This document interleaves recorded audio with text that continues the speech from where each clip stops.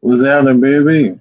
What's up? What's up? What's up? How y'all doing out there? Facebook, YouTube. What's happening?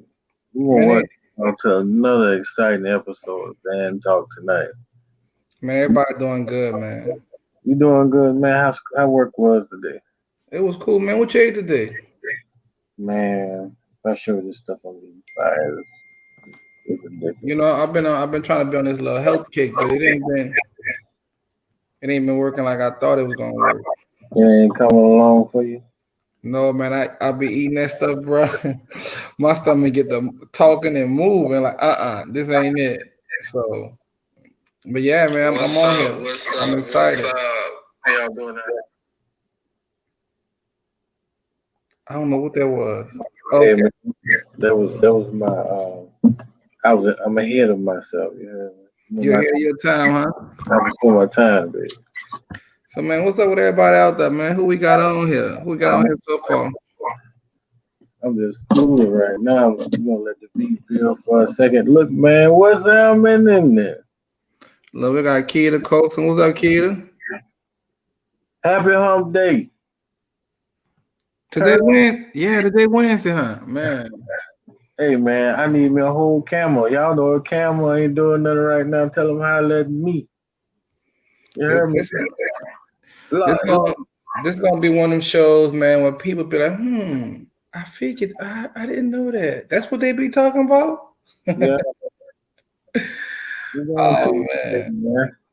Man, I'm excited. How about you, big dog? I'm excited, bro. Hey, I like that tracksuit you got on that Oh, Lanier. yeah, sitting I in the. gotta I gotta get me one of them joints. I got one for you. You heard me? Yeah. This is Yellow. This is what I'm talking about. You heard me? You Yeah, my. I need all that. Yeah, I remember I was telling y'all about my Under Armour situation. You heard me? See that the tag. This ain't Oh, just that's when you was walking from here to man. Africa and stuff like that, huh? What about it, baby? You heard me? See this here? Yeah, I can't wait to get mine. Yeah, Yeah, man. you heard me? Look, look, look, look. It's made for sportsmen. You heard me? It's made for athletes. You So heard what me? you saying is band is a sport and band members are athletes. Man, band members are athletes, and band is indeed the sport. And You you know, know, that's a really good way of looking at it, bro. You know, unfortunately, they look at us like band members opposed to what we are. We're gonna tap into that tonight, though, man. yeah. What y'all doing out there? What they doing, man? They quiet. Man, I'm just trying to get it in. You heard me? Y'all make sure y'all share this live, baby. Yeah, y'all shit, man. And then we got a guy that's about to come on here, man. Blow y'all socks with some information, man. This young gentleman here, he's phenomenal. Travis Pewitt, what's up, brother? My man Travis, check him out. We got 21. Look, y'all blow this thing up, man. Once we get to 50, we going in. What's up? Y'all already know the drill, man. We do that all the time, man. Y'all Rodney, already. what's up, big dog? What's up, Rodney? I'm trying to keep up, Newt. I'm trying, but I gotta get that windsuit you got on. I need a small though because I wanted to make my chest look big. So I gotta get a small. You know, like you see how my sweater right here. Shout out to him and Jukebox, by the way. But my sweater right here is a little too big for me. I don't want you to be able to pull it. I want it to feel like skin on me. Like you gotta really, really tug for it. You saying, hold on, you say you want to make your chest look big. Bring it Yeah, out. I know, but that's why I wear my stuff. If I get a small or a medium, it make me feel like I'm a little bigger than what I really am. It's just hard for me to take it off. We're going to make your rib cage look big. Man, I tried all that, bro. I told you I've been on this health kick, bro. Some days are better than others. Today wasn't one of those good days. Man, just take your time, fine. You That got, boy, look, Travis said, I'm a quarterback. Travis, that you up, brother? You man, definitely a quarterback. you got good metabolism. You heard me? Say that word again.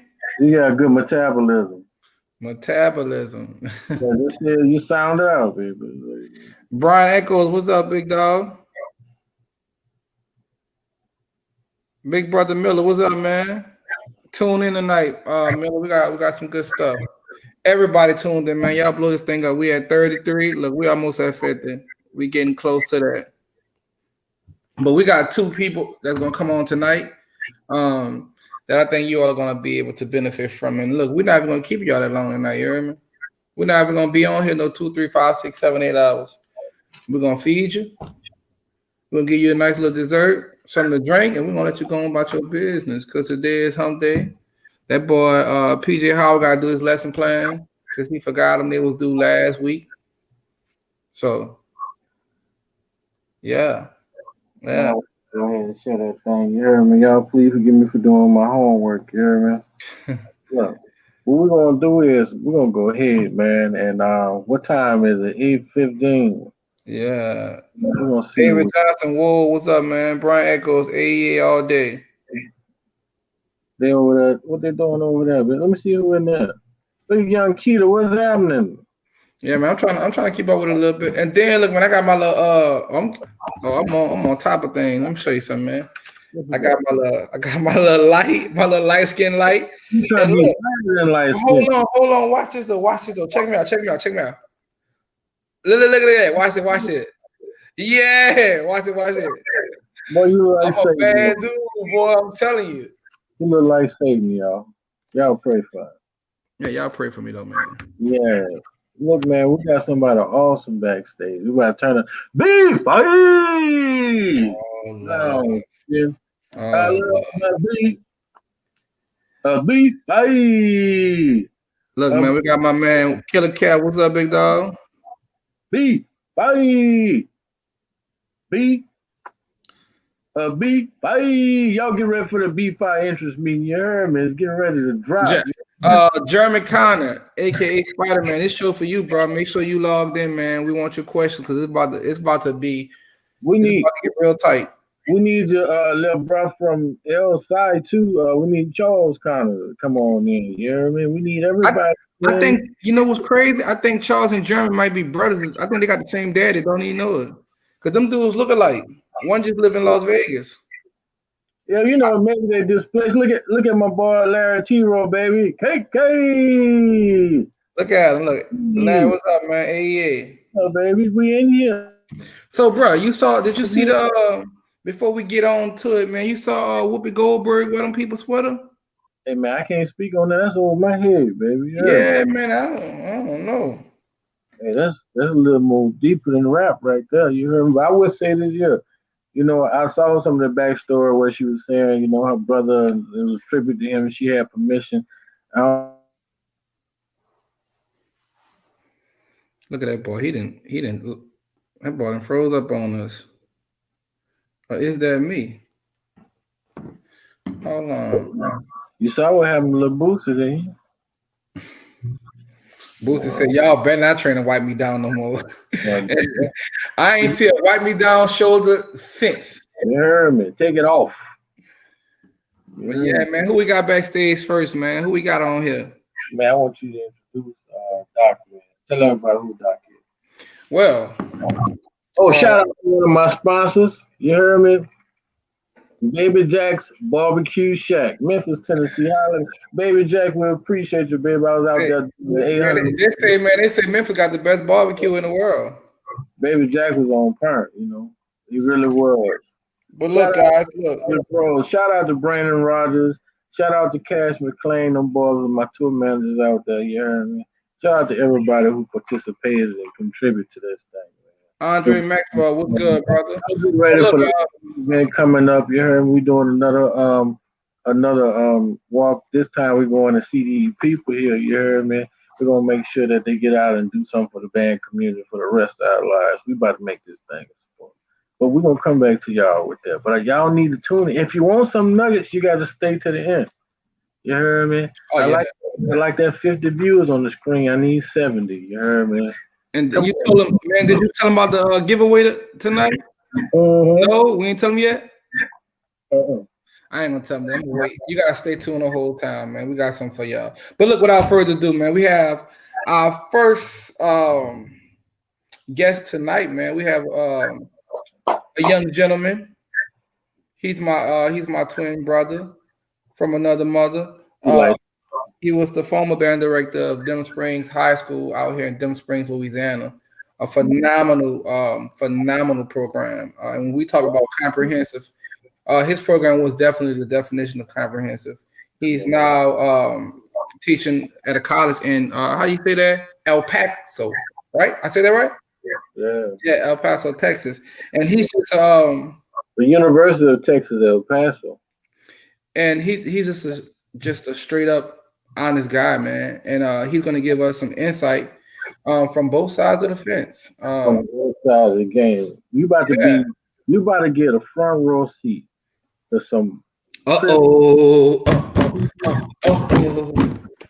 So private conversations, some that you suspect, but maybe you never ever had the actual access to.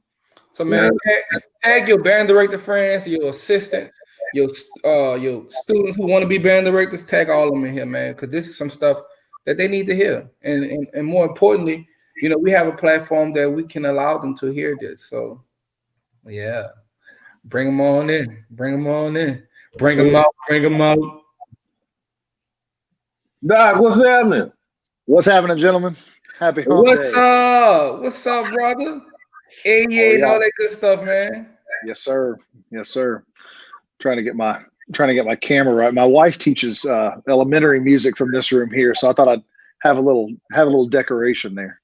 I see you, man. I see you. I see you. There you go. But we told the audience a little bit who you were. Hey, bro. You gotta ignore him, man. You gotta ignore him. But Hunter's definitely will be on the LSI side. So Yes, sir. So Hunter, we're gonna let you tell the audience a little bit about yourself, man.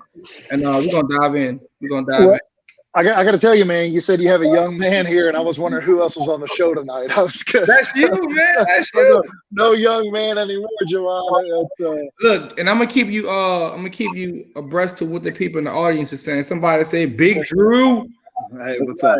As aware, I said Big Drew. There you go. I like it. No, man. So I'm out here, the associate director of bands, at the University of Texas El Paso, direct athletic bands. Here, so I do the marching band and basketball band, of course, in a year that doesn't have COVID-19, right? But so that's my job. Just got out of symphonic band rehearsal here a couple of hours ago, and trying to do that with a mask on is a different kind of tired, man. You're just worn out. But before that was at Denham Springs High School. Taught at the high school and college level for most of my career. Started off teaching middle school. Those of you who are teaching middle school out there, bless you. Bless you. I hope you got a liquor store close by. I mean, it's tough teaching for sure. But got to know Mr. Pollard. We were in the same area, and he actually lives in Denham Springs. So kind of came by my band room some, and his band came over and played at Denham Springs, and we all certainly enjoyed that. So got to know him, built up a friendship. Found out that we're two people who like to tell the truth all the time, even when it's inconvenient, and that's a good thing. So somebody I greatly respect here, and thank you for asking me to come on.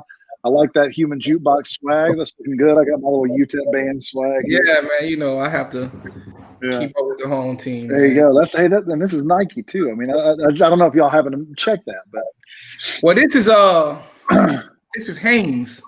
Hey, this is Hanes right here. Fruit of the Loom. Hey, good enough for Mike. It's good enough for me. He was all about Hanes back in the day. Yeah.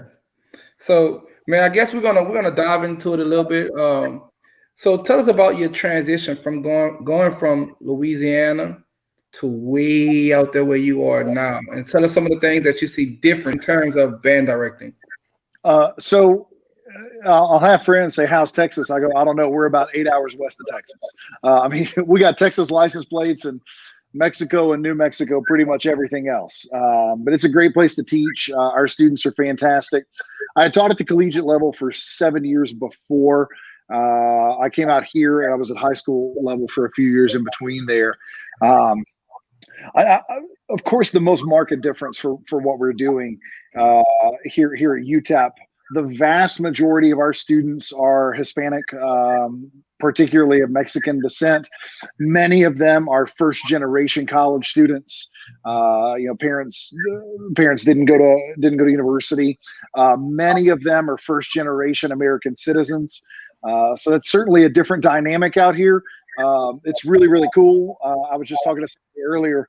My office, the place where I park my car, if I put a golf ball on top of the parking garage and I hit it pretty hard, it would land in Mexico. I mean, I'm about 250 yards from the border. In my parking car.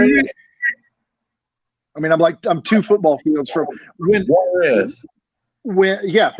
Yeah, about 4 million people in Ciudad Juarez.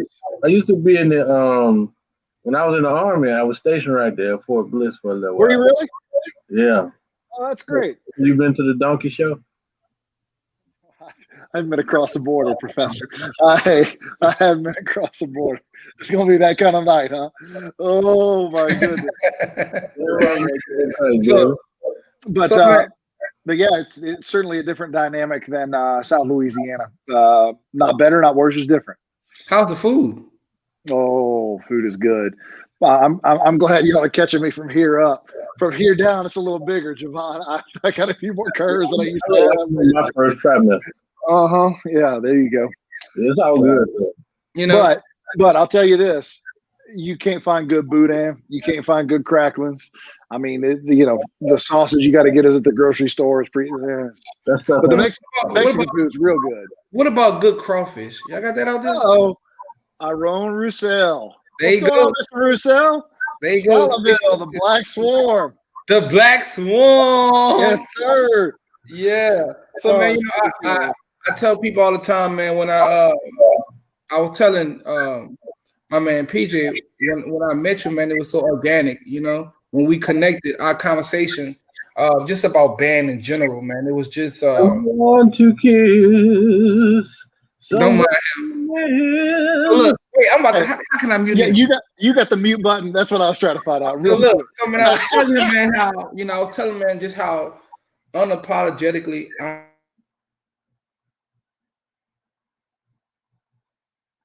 Uh-oh, is that me or you? I lost audio there.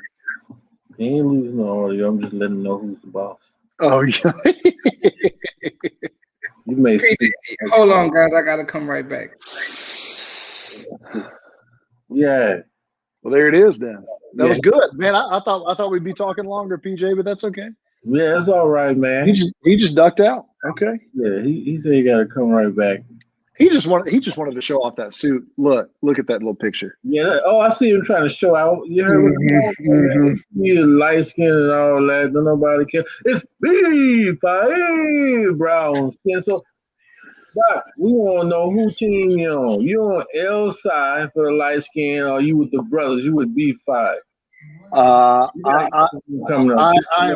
I'm willing to stay neutral on that particular argument, my friend.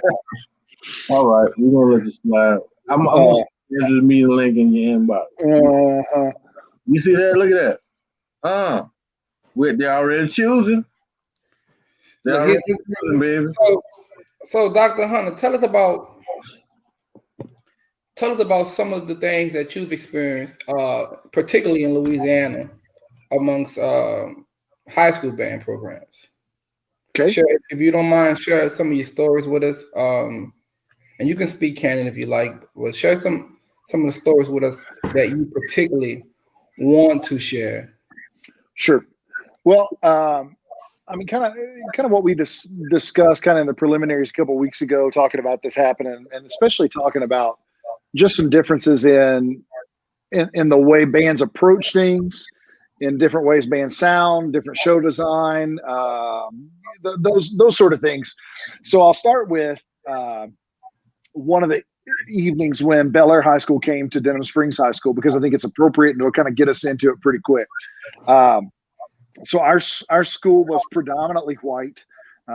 We probably had out of 230 in the program, we probably had 15 to 25 students of color who were in the program, which is probably about right for Livingston Parish, Javon. I mean, you live in that area. You know what you see when you go to Walmart. You know who you do and don't see. So Bel Air came, the Royal Wave came and started playing, and I thought very entertaining. Did a great job with the band. But remind us to come back to that language barrier question, Mr. Ware. That's a good question. I want to come back to it, please. And our students, I started to hear conversations behind me in the stands with our students who were talking about the style of the Bel Air band and kind of saying, "Oh, that doesn't sound good," or "Oh, that's too loud," or "That's dirty," or whatever. And I just kind of turned around and I go, "That's dirty." And I said, "Well, let's unpack that for just a minute." I went into the stands to have conversations with them because normally I try to stay in the front and just sort of say hi to people and all that sort of thing, and let the kids do their thing. Went into the stands and I said, "Let's talk about what they do and what you do." So what you do is you're more worried about going to the concession stand after halftime than you are about playing during the first and second quarter. I said what they do is they all play all the time. Every person in that band is playing right now. Nobody's taking breaks off. I said, you as a percussionist don't know your rudiments, can't play a clean open stroke roll, can't do those sort of things. What I hear from them over there is brilliant rudimental drumming, and everybody in there can play stuff clean. So we started immediately kind of saying, and look, kids are kids, man. Kids only know what they've been taught to know. Yeah. Talk about so it. Somebody at some point, somewhere, had said, well, we don't do that. That kind of band is not good. The kind of band that we do is good, right? And so we had to check that pretty quickly and kind of discuss what, even if things sound different than we do, even if there's different approaches, let's appreciate things that band is doing very well. Let's try to build relationships. Let's try to learn. And it's not, oh, we need to play like that or they need to play like us. And how we got into that sort of false dichotomy is crazy to me, that it either has to be, a HBCU style band, or it has to be so straight and boring that nobody wants to listen to it. And you have to tell some sort of story at halftime, and somebody has to die on the field if you want to win the contest, in a BOA. I mean, those kind of things. But like that dichotomy doesn't have to exist. It's something that we've just allowed to fester.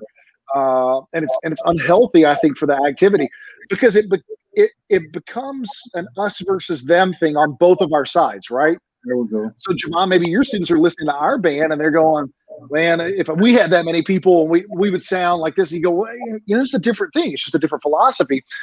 And those conversations Can I pause you for a minute? By the way, guys, when we played Denham Springs, they had at least 150 people. It looked like it. If it wasn't, it was bigger. It wasn't smaller. 220. So imagine me bringing my my little 80-piece band to Denham Springs. And blowing. I loved it. Yeah. So, but that's just one. That's just one story. And so, one of the things that I did is, and I think it's really important that we humanize the other side, right? If we want to call it the other side, but we humanize them. So I went over to the Bel Air High School band. I thanked them for being there. I think it's important. I thanked them for coming. I told them what a great job they're doing, told them how much I was enjoying it. And I invited Mr. Pollard to come over and speak to our band and introduce Javon to the band and say, this is Javon Pollard. He's the band director at Bel Air High School. His band's doing a terrific job. I've heard his marching band and his concert bands or whatever. And they see that. And then I say it's okay, right? And so they go, oh, well, it must be okay. When I come over to speak to your band, you say I'm okay, and they trust you, right? So now I'm okay. And so instead of this battle, this whatever, I mean, there's a place for that, right? And I get that that's entertainment style, but I'm not about that life, man. Here's the cool thing in band: everybody can win. Definitely. On a football field, there's a scoreboard, and somebody scored more and somebody scored less. Period. In the bandstands, the Bel Air Royal Wave and the Denham Springs Jack and Pride band could both win. So I don't know why we feel like we had to, take something away from somebody else to elevate what we're doing. There's no need for that. Preach. We have we have some questions for you as well, but the people in the audience have a few as well. I know you want to go back to the barrier. Yeah, question. The language barrier here. Yeah. So one of my grad students is a young man named Jesus, and we had somebody come in the office. It's really funny, and this has not ever happened before last week. And I had somebody come into the office at UTEP, and this person didn't speak English like at all. Now, yo hablo poquito español, like poquito, very little. I speak very little Spanish, and so it was obvious that even in my broken Spanish, I was going to have a hard time communicating because he's using words some things I just don't really know, right? So I asked Jesus if he would come in and talk, and I sort of picked up on what he was saying, but Jesus was able to kind of translate that. What he wanted to do, he wanted to take some singing lessons at UTEP, which was really cool. Somebody from the community and came in and found whoever he could found. And so I'm really working hard since I got here to try to pick up as much Spanish as I can. I'm not in the Rosetta Stone or Duolingo, but I try to ask my students, like, if they say something, I go, tell me what you said, say it again. What does that mean? Like, I want to say this. What's the word for this? Como se dice, whatever. And I asked Jesus, I said, man, is that insulting? Is it insulting for me as somebody who's not a native Spanish speaker to only be able to speak a little and kind of fumble and stumble over it? Like, am I okay doing that? And he said, it would only be insulting if you were trying to be insulting. Like if you had just some sort of redneck, hola, me llamo es Andrew, right? Like if you weren't even trying to speak that kind of language, and then that would be insulting. But to make an attempt, what I've heard from my students is they really appreciate that because I don't have to, because they all speak English, and so I don't have to speak Spanish. But what I'm doing is I'm a citizen of this city, in this state, in this area, with these students who have Spanish being spoken in the home. I think it's elitist to say I'm not even going to bother with them. I think it tells them that I love them. I hope it tells them that I love them because I'm trying to at least pick up as much as I can. But for the most part, Mr. Ware, your question, there's not a huge language barrier at UTEP because most of our students speak either relative to perfect English. What I'm really impressed by is the Spanglish that the students will be able to speak. They'll be in the middle of saying something in Spanish, and then you'll hear like 3 English words in a row, right back to Spanish, and it's a really interesting thing. Cool. So, but yeah, I mean, it's not a barrier here. I think it's an opportunity. I love for my kids to grow up in a place where they're a minority. Okay. My white kids growing up in a place where they're a minority, where they don't understand everything that's being said around them all the time. I think that's healthy. David Johnson has a question. If you can you pose David Johnson question? I see it. Question for you. So I've heard it said that that a marching band is a marching band from the waist down and a concert band from the waist up. And I think if you're in certain circles, maybe that's rewarded. And I think there's some validity to the idea of making good sounds and playing in tune and playing with precise articulation. Like there's validity to that, right? Those are all things we do in concert bands. But marching bands that are a concert band on the field are pretty boring. I think, right? That's not my philosophy. So my philosophy of a marching band is very different than some others. Some others will say, we're going to start with really, really, really great tone and try to eventually build that up from mezzo piano up to forte fortissimo, right? By the end of the season, we'll try to crank it up.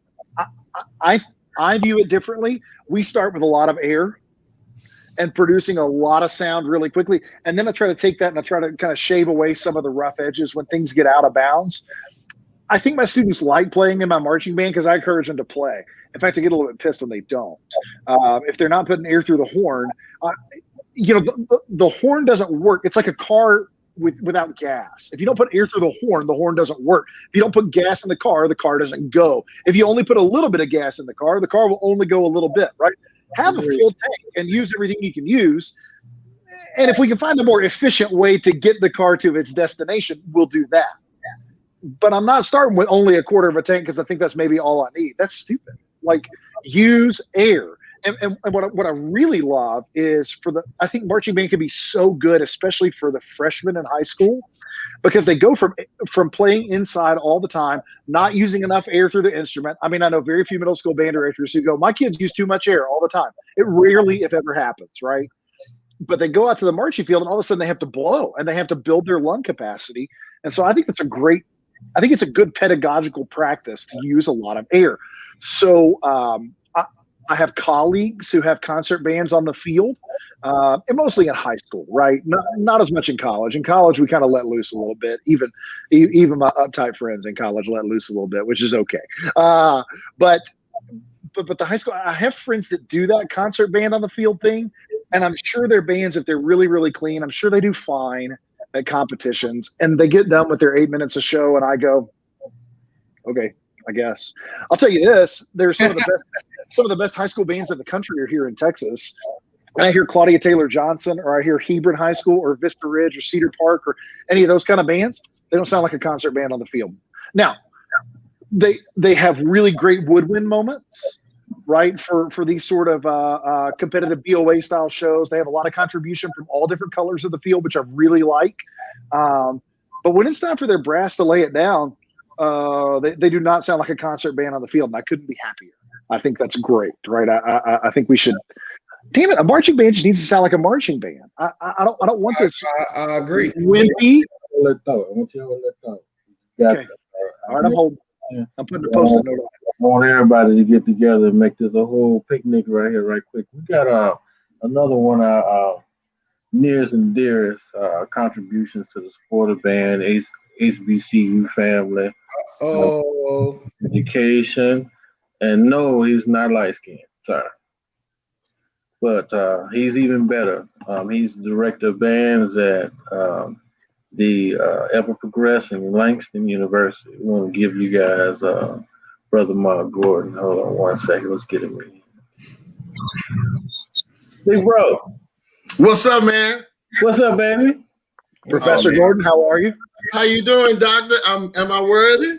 Oh, stop. I'm sitting here in my bedroom, man. I mean, I still got boxes. I still got boxes and stuff. I got boxes and stuff still at the house, man. I'm just not moving to my new crib, man. Come on. so look, Dr. Hunter, in our culture, we have our personal views and opinions on why we think the HBCU style is frowned upon. I guess coming from I don't want to say other side, because I don't want to make this an us versus them. But we have a question in the chat box that I would like you to answer. It's up on the screen as well. Because we have I have my personal opinion on why I think it's frowned upon. But if you can you shed a little light on that particular question, please? Only if you promise to share yours after I do. How about that? Definitely. You got it. Well, I've told you. I'll share it. Well, I want to hear it again. Sing it again. It's like a favorite song. I got you. I think it comes back to the first kind of story we told. The first thing is that you have, I think, directors from predominantly white institutions that don't understand the HBCU style, that they perhaps will draw inaccurate conclusions very quickly. And then that gets perpetuated for generations down the line to their students. They hear a band that's playing that way and they say, well, that's not good. And I'll tell you all the reasons why. Instead of what I think was a good approach when I told my students, let's talk about the things that they are doing well that you're not, right? Let's look at that and let's try to take some positive things here. I would submit to you that a bad HBCU style band is a real turnoff, right? When the kids aren't all playing and you can really hear the feet in the sound when they're marching, right? That's not good. I'll also submit to you that when you have 10 wins on the field for a core style show and they're not putting air through the instrument and they're getting a wimpy, out of tune sound, that's a big turnoff too. There's plenty of bad HBCU style bands, plenty. There's plenty of bad, predominantly white institution style bands, plenty. There's also plenty of greatness on both sides. And so I think it's important that we appreciate what's good about both styles of things. So I think it's something that Javon has perpetuated for generations. If you look back through history, I mean, if you go back to Harding at Illinois or any of those like old programs, right? I mean, that's predominantly white institutions. You're talking about the Goldman Band and the Sousa Band and those sort of things. Fine. I think our people of color were probably doing different things at that point in history, weren't they? I think many of them did not have access to the kind of things that people that look like we did they? So I think we also need to look at that as well. That's a contributing factor.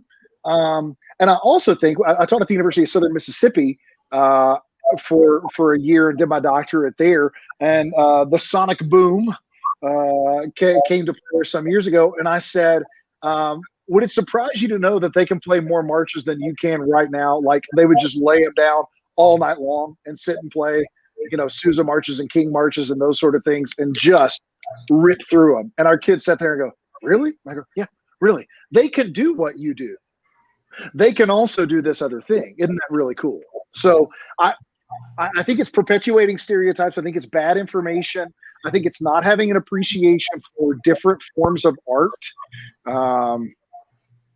And I think it's really interesting because I think it's how some of our symphony orchestra colleagues maybe look at bands, but they don't recognize that there's that hypocrisy there. My opinion that I've personally experienced over and over on this subject is sometimes when people cannot do what you do better than you can do it, they try to change the subject.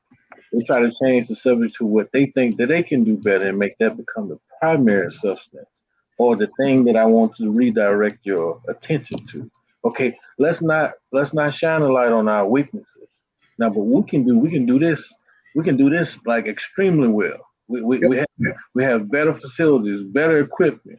Our kids come from better neighborhoods, better family backgrounds. They have the amenity. Listen, the amenity to concentrate. Concentration in a Black student is a luxury. Yeah. And people don't understand that like I teach in a zip code that's underfunded, not just the school, but the neighborhood has zero economy. So what the parents and the students alike in my neighborhood, if they want to make a decent living, they have to travel to a more premium neighborhood, go over there, work and pay taxes, and then after that, they retire back to meager accommodations. All right. So you got that student that I want to come in my band room and focus on band. I ain't got time to focus on band. I can't afford band right now because that part of my attention has to go toward helping us keep these lights on. We need a new roof on the house. I know I'm only 16, but you want me to come to wind practice or you want me to come to marching band practice, but I got to get down here to McDonald's. Listen, I don't want to get down here. I said, I've got to. Yep. So we're talking about one thing I want everybody to know out here. We're talking about a whole different texture of student, not making an excuse. What I'm doing right now is I'm educating to those who have never had to endure. Mm-hmm. All right. So once we try to force people on our scale, when everybody likes their ruler better. You understand? Because we're very aware of the metrics of our ruler because we created it. And then we try to measure somebody. That's like me and you trying to tell a child, well, you should be able to run by now because, I can run. I'm human just like you. No, there's levels to this. Like I say, some students in my classroom aren't even afforded the same look. Their parents can't even see the importance on. Not saying that they don't, but it takes a little more massaging and convincing to get some of the parents in my zip code to even invest in an instrument for their kids. They feel like band is a waste of time. They feel like college is a waste of time. They feel like music is a waste of time. I feel like right now we got to pay these bills next week, and I don't have enough. I need you. Listen to my words. I need you to go to work.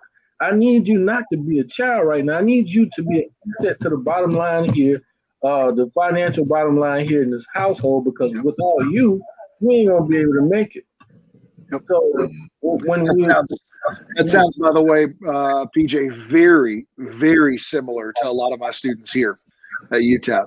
I mean, we can't have evening practice because after they get done with my ensemble at 4:00, 4:20. They'll go work an 8 or 9 hour shift starting at 5 o'clock. be done at 2 a.m, and then try to get to class at 8 o'clock in the morning, or marching band rehearsal at 7:30 in the morning. And that's to keep the lights on at mom and dad's house. That's I right. mean, they're not spending that money on silly stuff. We'll have kids. Our average matriculation time at UTEP for a student to graduate with a 4-year degree is 6.5 years. Because they got to take a semester off and they got to go to work. I mean, it takes our kids time to get through school for the same reasons, right? And so I'm thankful for you to share that, and I certainly hear you, my friend. Yeah, because we got kids, who come to college. Watch this. We got kids who come to college and university from our culture that pray for refund checks so they can have money to send back home. That's true. That's true, bro. Pray for them. Please let me get a refund check because I got my mother who's single and she trying to hold it down for my brother and sister. Now, when I was there, I was working and I'm not there no more. And we were barely holding it down. So she needs me. So I had to find a way how to be a student and pursue my passion and still be responsible and contribute to the household. So I never even got a chance to be a child. So what I'm talking about here, I'm talking about difference in dynamic and how that difference in dynamic either contributes or diminishes the quality of your concentration. I wholeheartedly agree. And I think one of the other issues that goes untalked about is scheduling as well. When we talking, and I want to kind of go a little different with it. We talk about the whole concert versus marching band. That's one of the most bastardized things to me. I don't understand. We make it a versus thing. We make it one is superior to the other. I personally don't teach my kids like that, because if you teach a kid, okay, we got marching band right now, and now 2 days later, forget marching band, we got concert band. That concept to me is flawed. If you teach good concepts year round, if you teach really good practical concepts year round, you won't have to do the comparison. Now, obviously, there's some difference in marching and concert band, right? Obviously, but I think the biggest issue is, one, as PJ said, resources. Obviously, resources it plays a factor, right? We know that. And the other thing is, what my man Dr. Hunter said is our level of ignorance to what goes on. Mm-hmm. And that's another factor. Some people are just ignorant to, and I don't mean ignorance in a disrespectful way, but I mean more they just don't understand. And we can talk about culture all day. We know that. We know that the cultures are different. Well, I mean, that's what Maya Angelou said, that, right? Do as good as you can until you know better. Then when you know better, do better. Yeah, indeed. They just don't know better. But I will say, agreed. I like to inject something now. One thing I want to say about ignorance. Some ignorance is reflex. Because I've noticed that the people that I look up to, when we speak on this subject, me as a child, I'm recording these people. And these are the people that I look up to, the ones who are adulting right now. So one thing I do is I take on their response on this subject, even though I don't know the significance. So what I do is when they talk about, say, for example, black band, I frown upon it because I see them frown upon it, even if I never even seen a black band. So what I'm saying, sometimes not just at home, but even in our musical programs and in our schools, we're raised to be ignorant, and that becomes a reflex. Yeah.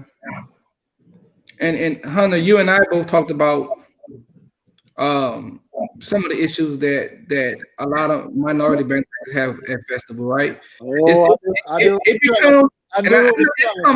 It becomes intimidating, man, when you go to a festival and you prepare your band the best way you can, right? Limited resources, whatever, because when you show up, nobody cares about it. It's time to perform.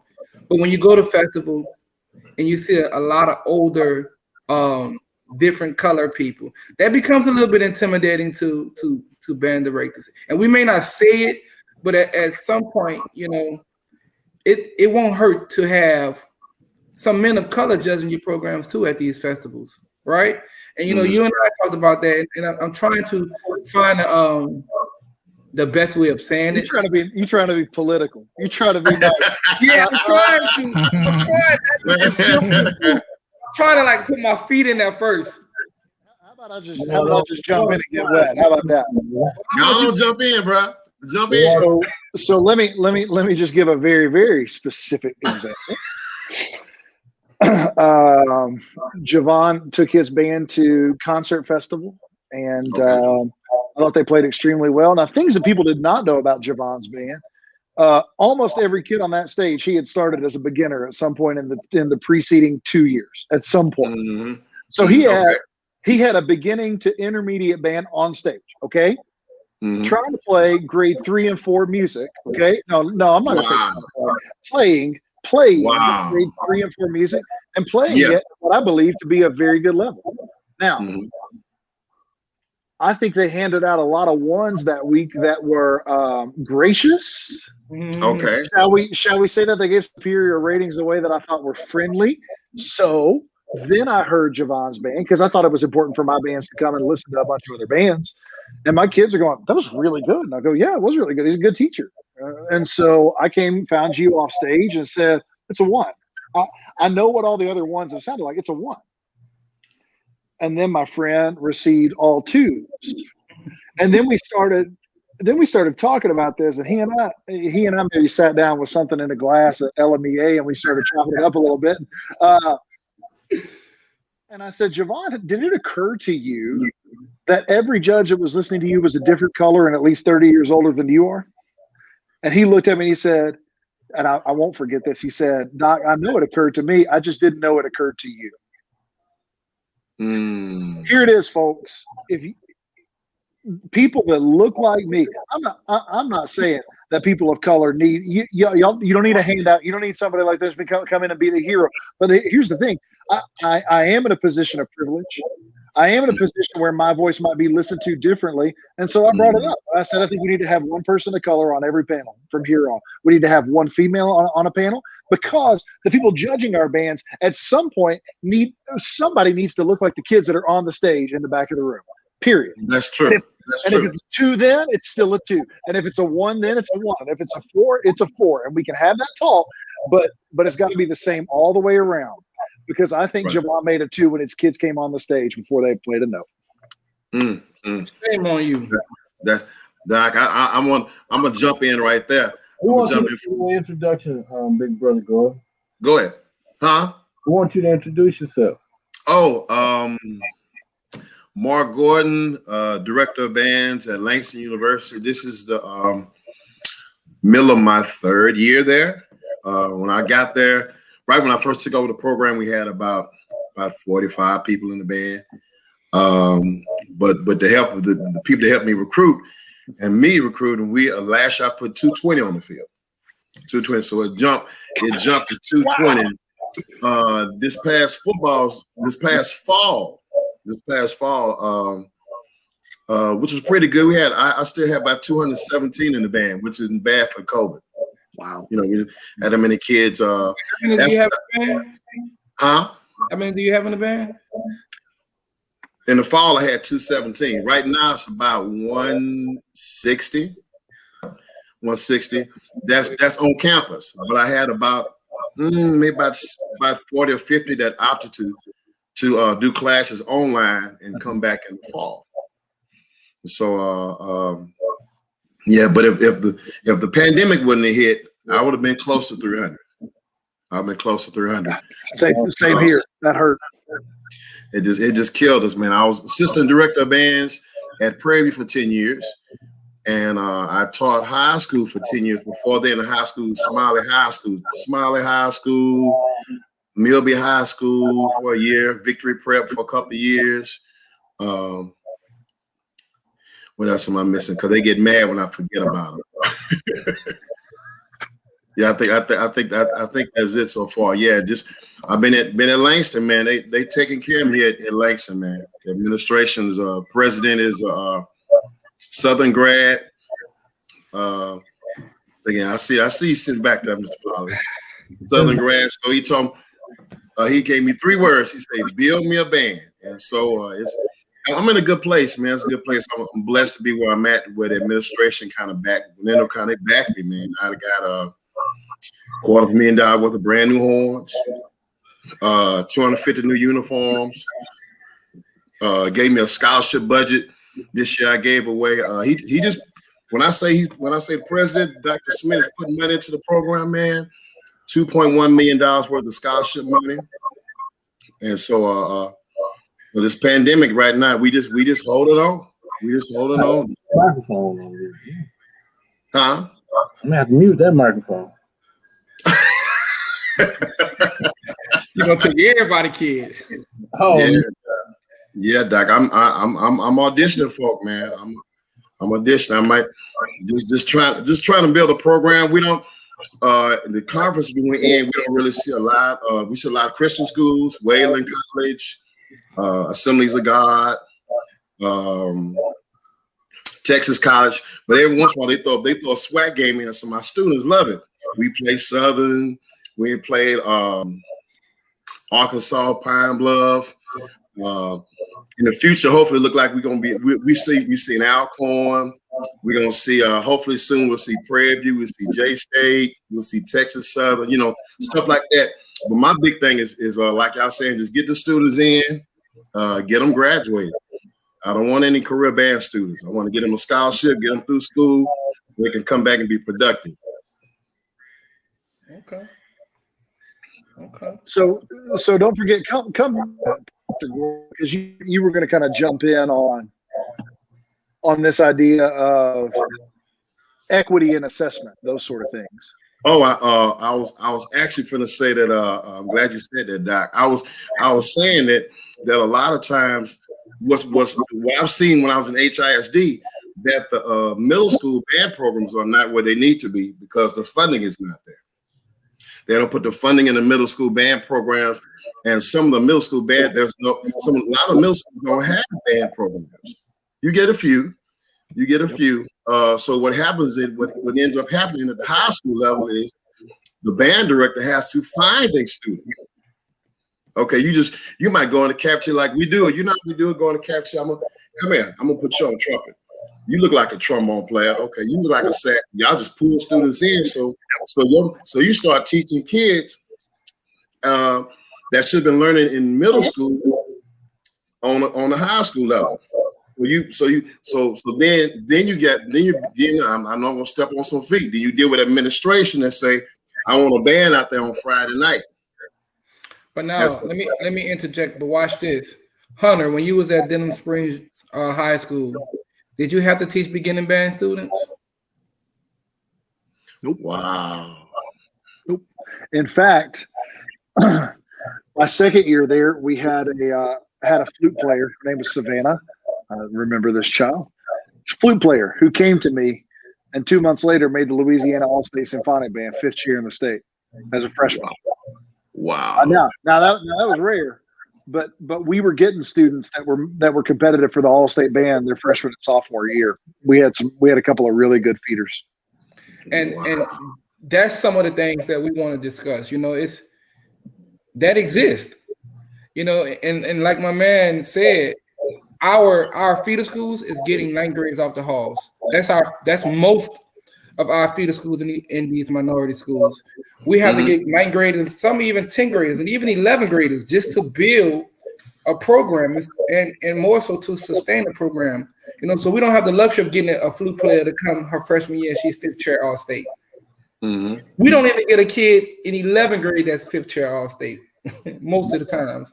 Right, you know, right. Those are some of the hurdles that we have to climb. But again, when you go to these assessments, when you go to concert band assessment, they don't care about that. Right. They don't care about that. But my thing is, you found a way to make it happen anyway. Well, let me say this. I took a lot of losses making that happen, and I'm at a point in my career now where I don't know if that's the more feasible thing to do anymore. But I took a lot of personal losses to. I practice my band like a college in terms of hours, and I shouldn't have to do that. Yeah, I think we all do that. A lot of times we end up. The phrase I want to use is "build a ship while you're selling it." Yeah, that's a better word. Because you trying because you got to put a product out there. Because you got to keep your job. You got to keep food on the table. But you got to have some students. You're not really teaching what you really need to teach. because they're starting so late. So and then by the time you get them where you want them, They they gone. graduate. They Yeah, graduate. then they go to Langston University. No, but here's the other thing, and so now we can start to get into bigger systemic conversations, because look at your students who, let's say the middle schools are, by whatever measure the state is using, are underperforming schools. What does that mean? Okay, fine. Right. These are schools, kids that are going to have extremely high dropout rates because they're not being successful in the classroom. Okay. So then these people that have PhDs and no sense, who are running these school districts, they come in and they say, well, we need to take kids out of band. We need to take kids out of PE. No, we can't take them out of PE because the state says we got to do that, right? Oh, we got to take them out of band. We got to take them out of art. We got to take them out of computer class because we need them to be in math and science and English. And what you've done to that kid is, by the time they're 16, they don't have a reason to be in school anymore. Because for most of these kids, band or football or choir or whatever else, that's the reason they show up. Hey, I hate to break it to you. Ain't nobody showing up for trigonometry. That's not the reason they're coming to school. Nobody says I can't sleep in today because I got biology. They don't care. But they will say, if I don't show up to school today, Mr. Pollard's going to turn my tail out. So I got to get up and go, period. Right. But these schools that are, for whatever standard we want to use, underperforming, the people that are trying to fix it make it worse because these poor kids don't have anything to go to school for. Right. Instead, invest in reasons the kids love coming to school, and they'll put up with the other stuff, and they'll keep their grades up, like here in Texas, because if they don't have their grades up, they can't play. If they're failing a subject, they're ineligible. They can't play in band. They can't play football. That and Warren Drake, who was the East Baton Rouge Parish superintendent, Mr. Pollard, he was my high school principal, and he caught a lot of flack when he changed the GPA requirement to participate in athletics from 2.0 to 1.5 when he changed it back to the state standard. And he caught hell for that in the community, in the newspaper, on the news. People saying, well, he's lowering the standard. And the man understands. He says, if I don't get these kids eligible to play, they will drop out. I'd rather them have a 1.8 playing ball than have a 2.2 and be gone by the time they're a junior. Right. So we got to do something to fix that middle school problem, man. But what you and Iron and all those guys, man, what y'all are able to do starting beginners at the freshman level is unreal to me. I mean, I put a lot of these Hall of Fame band directors there, and let's see what happens. But you know what, Hunter? Let me say this. Until I became educated on it, I thought that was the norm. I thought everybody was doing that. I thought everybody was just starting kids in the 9th grade and teaching them how to march Monday and teaching them how to play Tuesday, and then Friday they do a field show. Because we've been teaching out of passion so long. That's our gift and curse for many of us, because we want to put a really good product out there, so we'll sacrifice a lot. When on the other side of the grass, you're not going to come to my high school and get in band in 9th grade if you haven't taken middle school band. So that monster, you don't even have to cross that, So it's just a matter of being educated, man. So that's why I was so blessed and happy, man, when you and I started talking, Hunter, because I was like, wait, it was foreign language to me, So I definitely appreciate you for that, for sure. We have another question in here.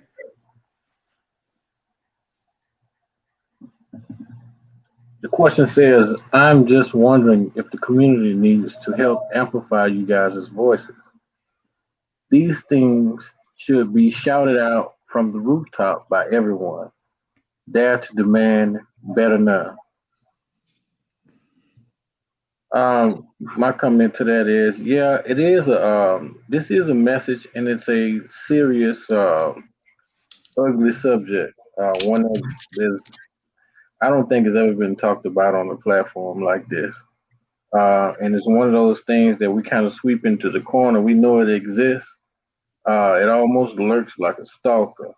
We know it, but nobody talks about it. It's almost like a forbidden subject. And one of those things, it seems as if we just learn to accept it because it is what it is. And it seems like this stigma was created even before many of us got here. Maybe since the founding days of these different ensembles.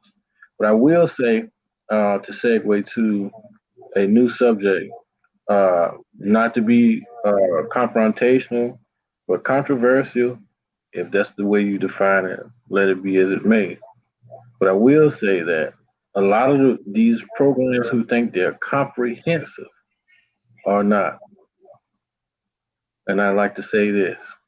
You know, they say typically HBCUs have stronger marching bands than they do wind ensembles or jazz bands or concert bands. I will say this: if your school or institution has a marching band and your marching band is weak and whack, but your symphony band isn't, you don't have a comprehensive program.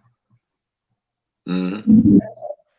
It works both ways. If you have a strong marching band and the rest of your ensembles may not be, in my opinion, I don't think you have a comprehensive program. Definitely agree. Definitely agree. But Connor, Hey. That man said definitely agree as he walks through Walmart. Oh yeah. Hey, hey, first and foremost, thanks for invite. Greetings to everybody that's on here. Typically I'll be at home at the crib in the back cave watching the show, but I have to get some things together because I'm headed out of town tomorrow. And so but yeah, I appreciate you guys inviting me on. Man, we have a few more questions, and I want to give a. I see my man Jack Eady is on. What's up, Jack? With Hey, Jack. Dr. Jack Eady.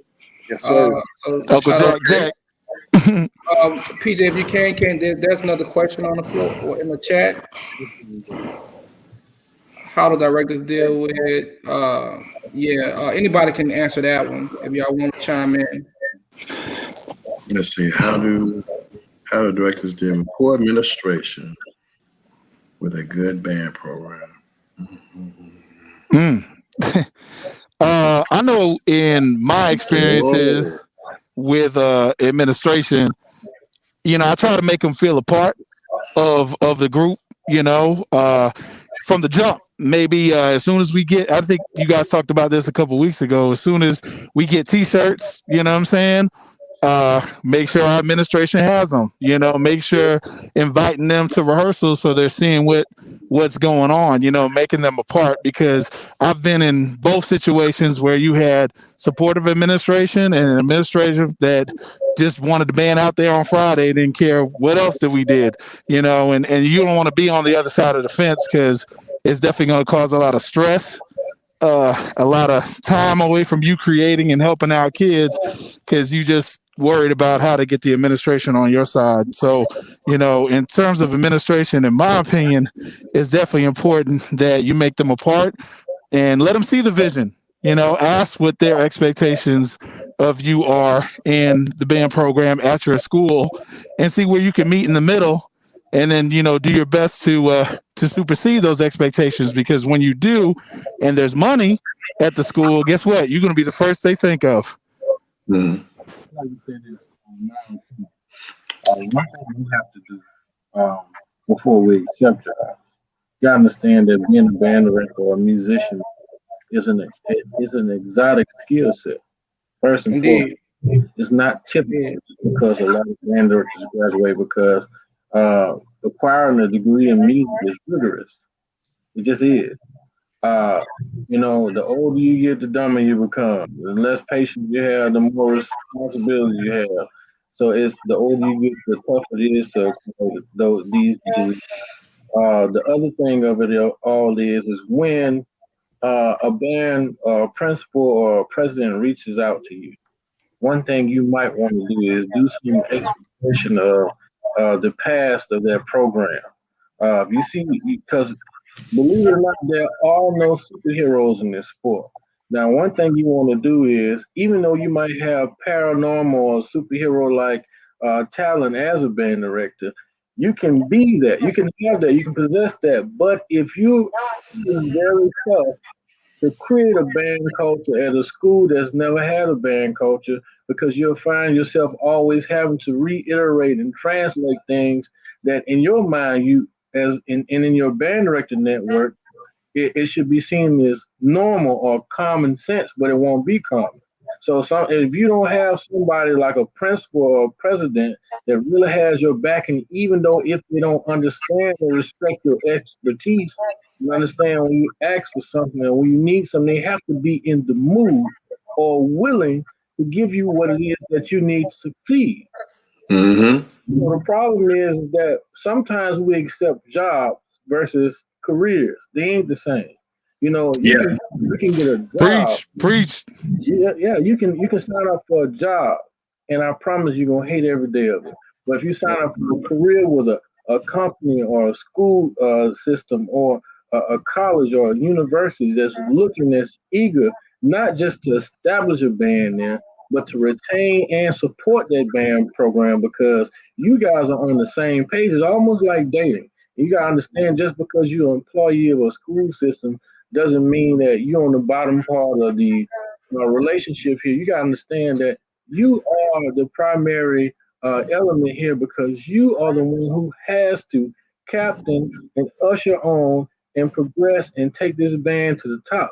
So with that understand that you have that pressure and that responsibility, if you do not initiate this relationship on grounds in which you know that you can perform your best, then you should not accept that job. Because I see a lot of us sign up for these jobs talking about we giving back to the community. No, one thing you're doing is when you sign up for a job that's undoable and that doesn't come with what we call realistic expectation, or one that doesn't provide you with the proper necessary equipment to achieve at least a reputable job, you're taking hits on your resume, and you're taking hits with your basically on your reputation. Because number one, if you're known for having an amazing and comprehensive and exciting and multi-dimensional program, and then you get here to this, nobody's gonna want to hear, well, man, you ain't give us this, we ain't give us that. You knew you ain't had this stuff before you signed up for that job. Yeah. So one thing we want to do is we have to be more selective of the jobs that we sign up for, of the careers that we sign up for, and the administrations that we sign up with.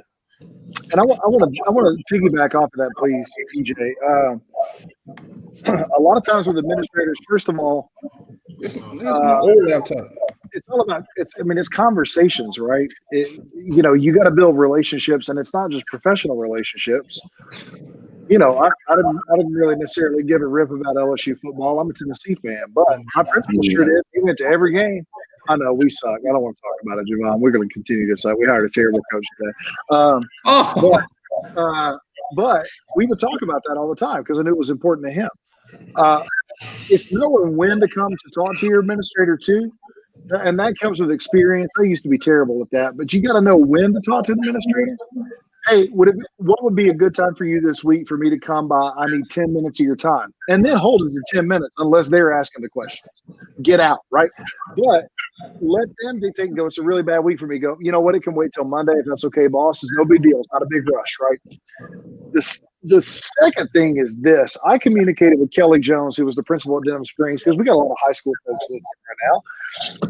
And I told him early on, I said, Mr. Jones, it's not my job to have perspective. Band is the most important thing at this school, period.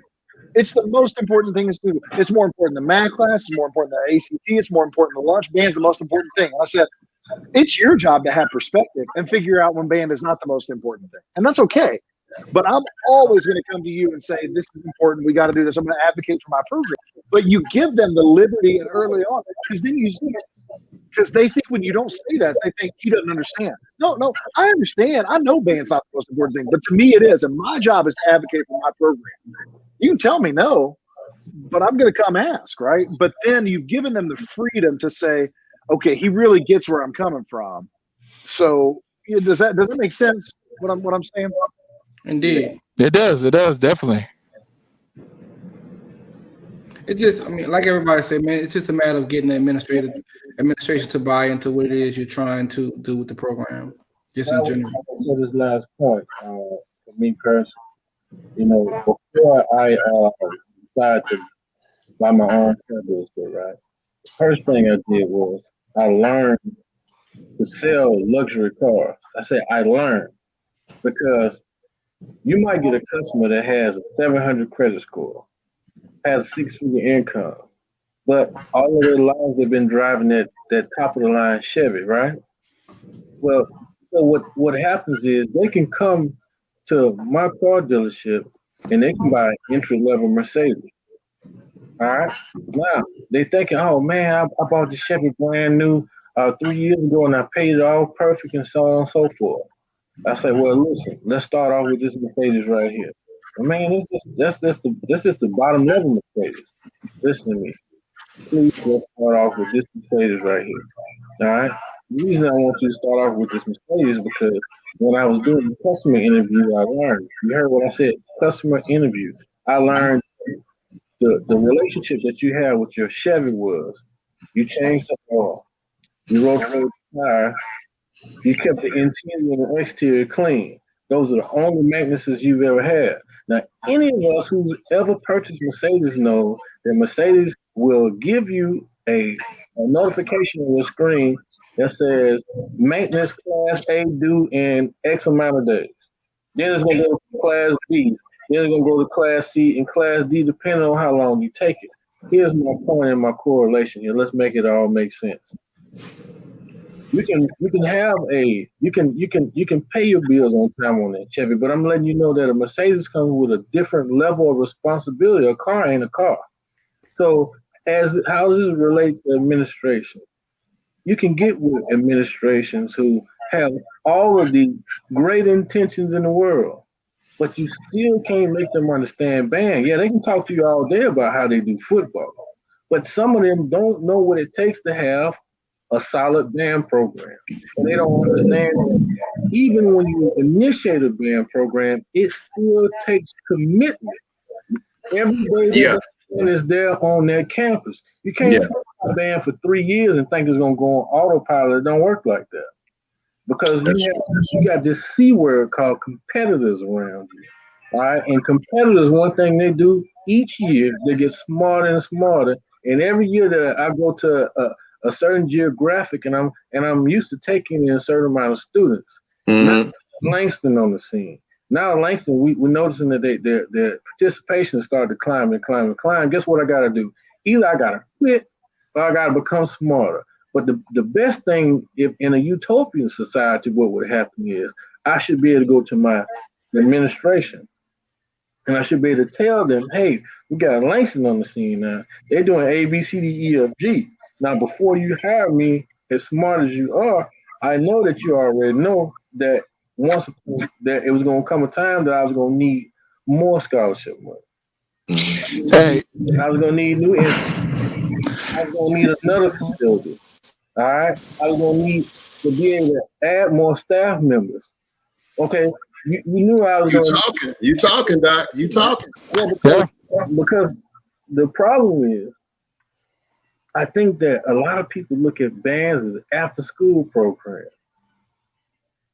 I don't think that they understand that this is a sport and it requires even more attention and support than any other sport, like football, basketball. You get them people jerseys, shoes, and balls and somewhere to practice. What does they need? You see what I'm saying to you?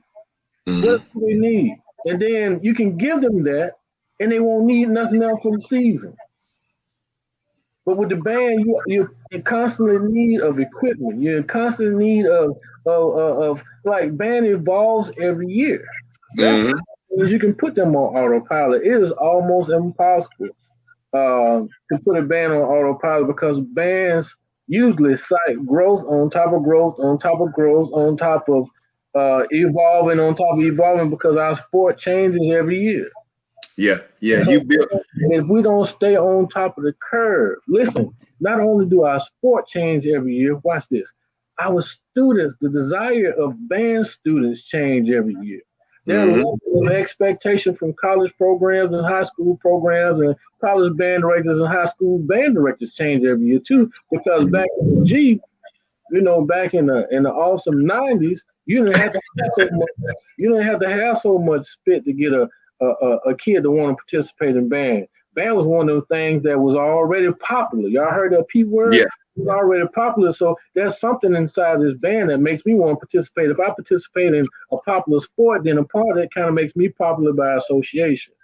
Mm-hmm. Now. So that means that the trend has changed, right? So now that the trend has changed, our administration financially has helped us compensate for the changing of the trends. The only thing that make trends popular now with these students is visuals and finances. Mm-hmm.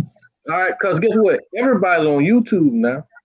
Back Yeah. in Florida A&M University, you used to see Ohio State, you used to see Southern University, sometimes you see Jackson State. There's only a couple of bands out there that was really getting the TV time now. Mm-hmm. Everybody's popular. So now everybody's an apple. Ain't no oranges. So what makes your orange more special? Man, come on, man. What makes your orange more special than the one that's standing next to? Yeah. I concur, Doc. I'm gonna piggyback on that, man. You got to. It's the financial end. That's what's helping me on my end. Our program is growing. I'm just not talking down on us. Our program is growing at Langston, but we're not a Florida A&M yet. We're not a Southern. We're not a Jackson. So I'm still building. 3 years out now the program. So my thing is, my administration I had to get my administration to see what was the factor. Why be in Louisiana? Why be down the street from Southern University and come to a Langston that's 13 hours away? Yeah. So my deciding factor was they had to get behind me as far as the finances. There you go. That get finances, man. I said, why I stay in Mississippi. Why should I go all the way to Langston University? I got Jackson State right down the street, and I don't have to pay out of state fees. I can go here for free. I don't have to pay out of state. So my the deciding factor for me was they had to jump behind me with the finances to make somebody come way to this end of the country to be a part of the program. Against the Tennessee Promise. Yeah, man. We the furthest HBCU that direction. So we had to do something because we way from everybody else. So why come all the way out there? I could go to Southern. I can go to Miles. I can go to Talladega. I can go to J State. I'm right here. Why come out there? Oh, okay, money. You're right. So money does something. Dr. Hunter, what do you guys do for recruiting? Do you guys recruit locally or do you outsource and recruit? Yeah, UTEP's a really interesting place. El Paso is kind of its own ecosystem when it comes to community. I mean, there's a lot of kids born here, live here, go to school here, work here, die here. I mean, I'll tell you this. Some of the younger guys go, don't date a girl from El Paso if you ever want to leave, because you date a girl from El Paso, her mom and daddy are here, you're staying in El Paso. Period.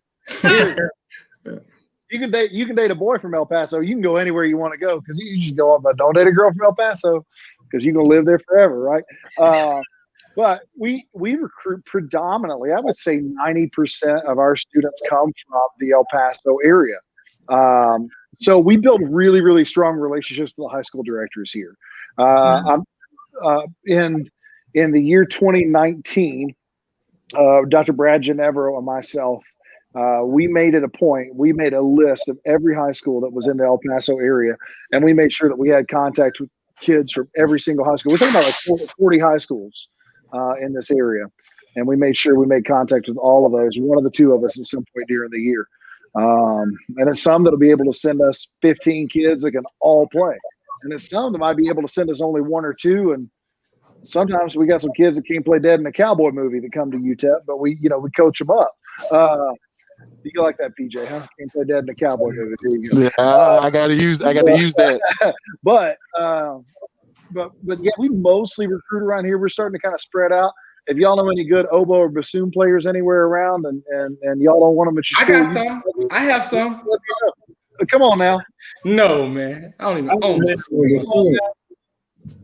We have a question for both you, Dr. Hunter, and you, Brother Garden, by David Johnson. I see it. Okay. Before you answer, I see my man on here, man. Derek Walker, Will Irvin. What's up, fellas? That's my Baker, dude, man. Baker bunch. That's the Baker crew. Yeah, Doc. Derek got over here to the Lone Star State, but no, I didn't forget. Come on.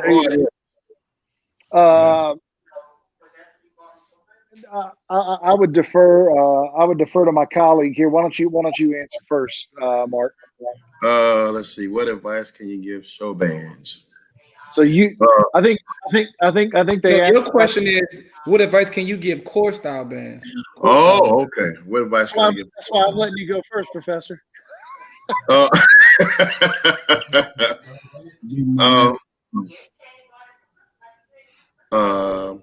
My thing is to continue to think out the box. Continue to think out the box as far as your style. Don't limit yourself. A wise man told me one time, don't think out the box. Think as though there is no box. Which means that anything, whatever you can do that's going to draw somebody, that's going to do something that I haven't seen before. Do something that everybody else is not doing. Not saying I'm going to drop somebody out of a plane in a parachute, but continue to work on that sound. Continue to entertain folk. Think on both sides of the spectrum. You know, you're not just looking at one audience, two audiences. PJ's trying to drop somebody out of plane now. Thanks a lot, Prof. You're gonna get some band kid killed. Yeah, I've been there too. Breaking news. Okay, thank you for that advice, Dr. Hunter. What you got, my man? It's dangerous here, man.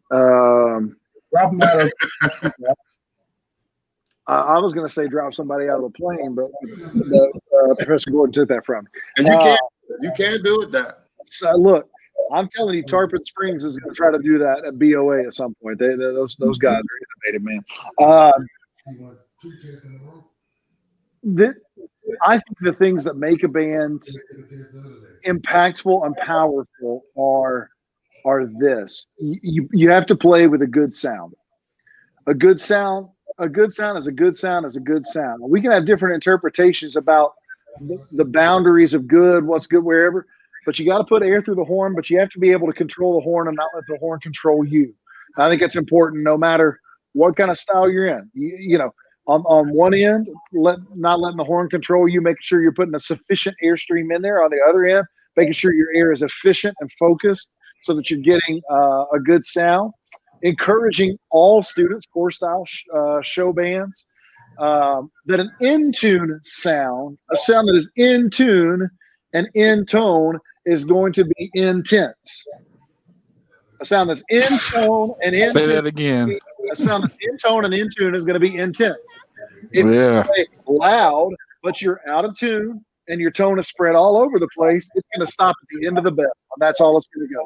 And you don't have any kind of unity and precision in your sound because you're not focused with your air. So there's loudness, but there's not intensity.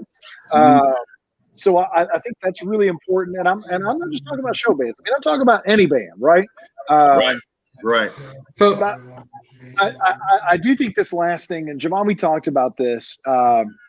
When I got to Denham Springs, and I talk about high school because I just know we have high school folks. Colleges are it's different. I mean, but we did concert band starting on day one.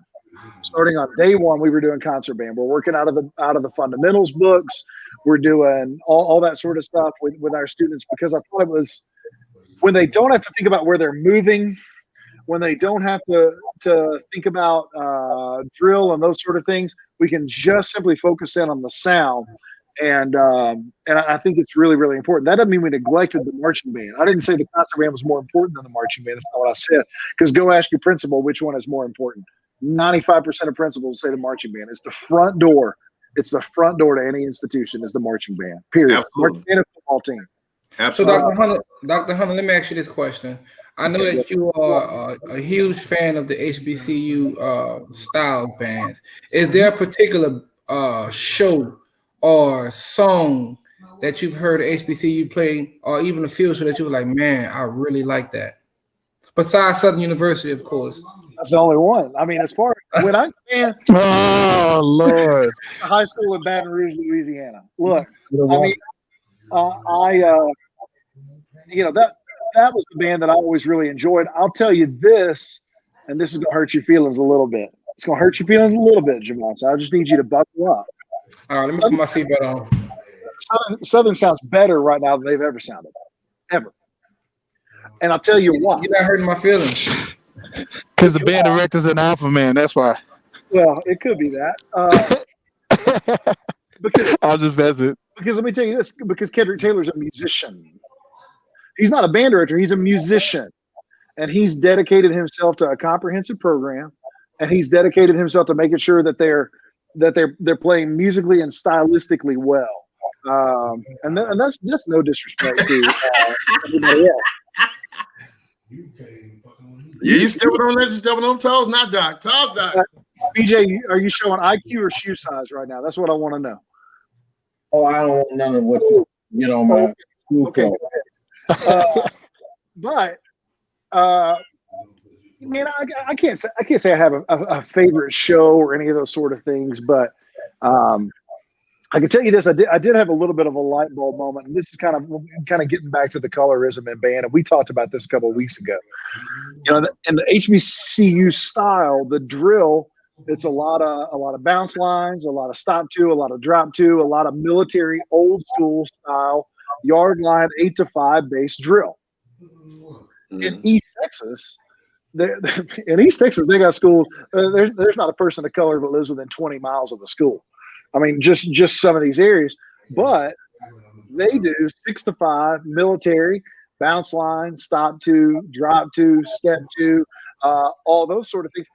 I mean, we're talking about the same stuff, and the problem is that the students on both sides of things are not educated to know that there's more similar than we are different in this way. We're all marching the same drill. You might have your horn facing the end zone, and we have our horn facing the front sideline or whatever. It's all the same kind of stuff. So, are you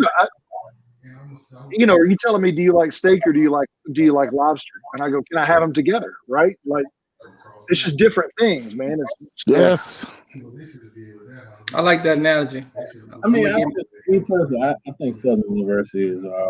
I think they've always sound well, not always sound, but I think that they most definitely sound awesome. But to say they're their best, I think that I can't agree with that. It's just my competitive opinion. But I think did I say they were best?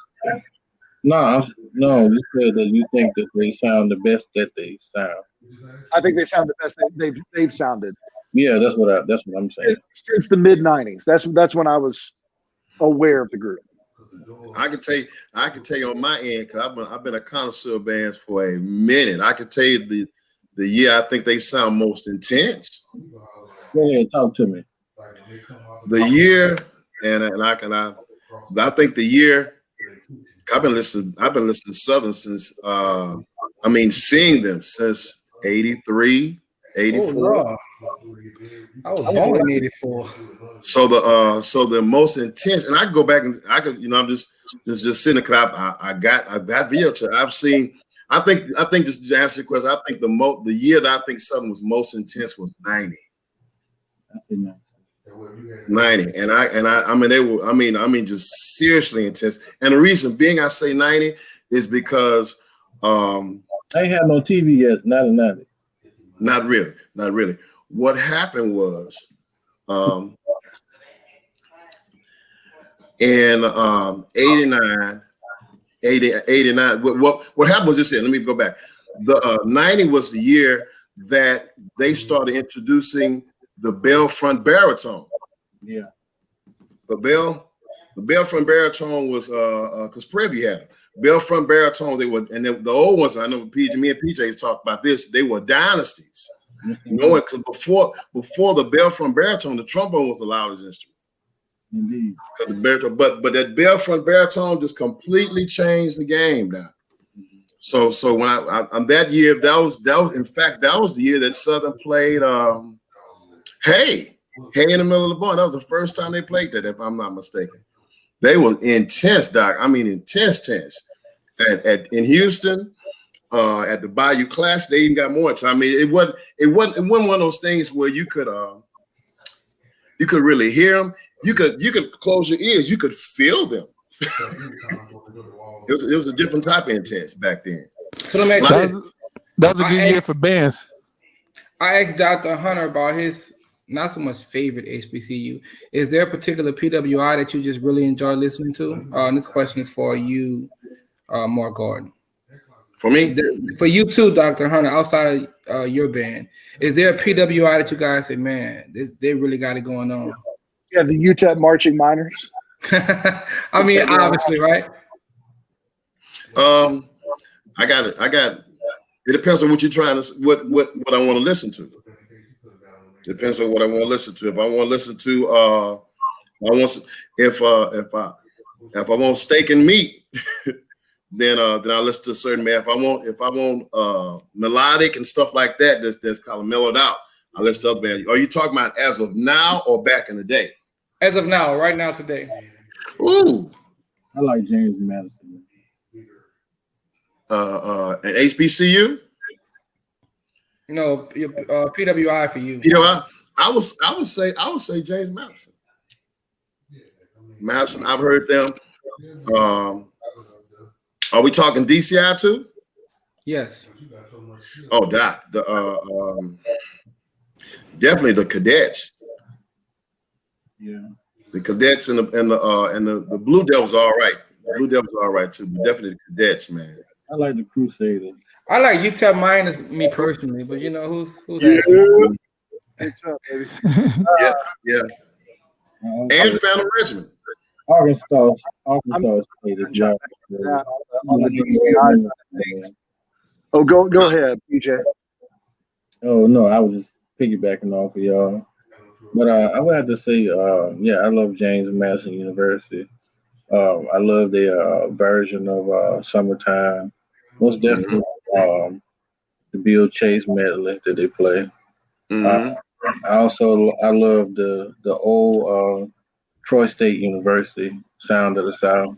Yes. When they had Dr. Johnny Long, and back after halftime, the legendary William P. Foster and Johnny Long, they used to trade bands and used to go direct each other's band after halftime, to show respect to each other's program.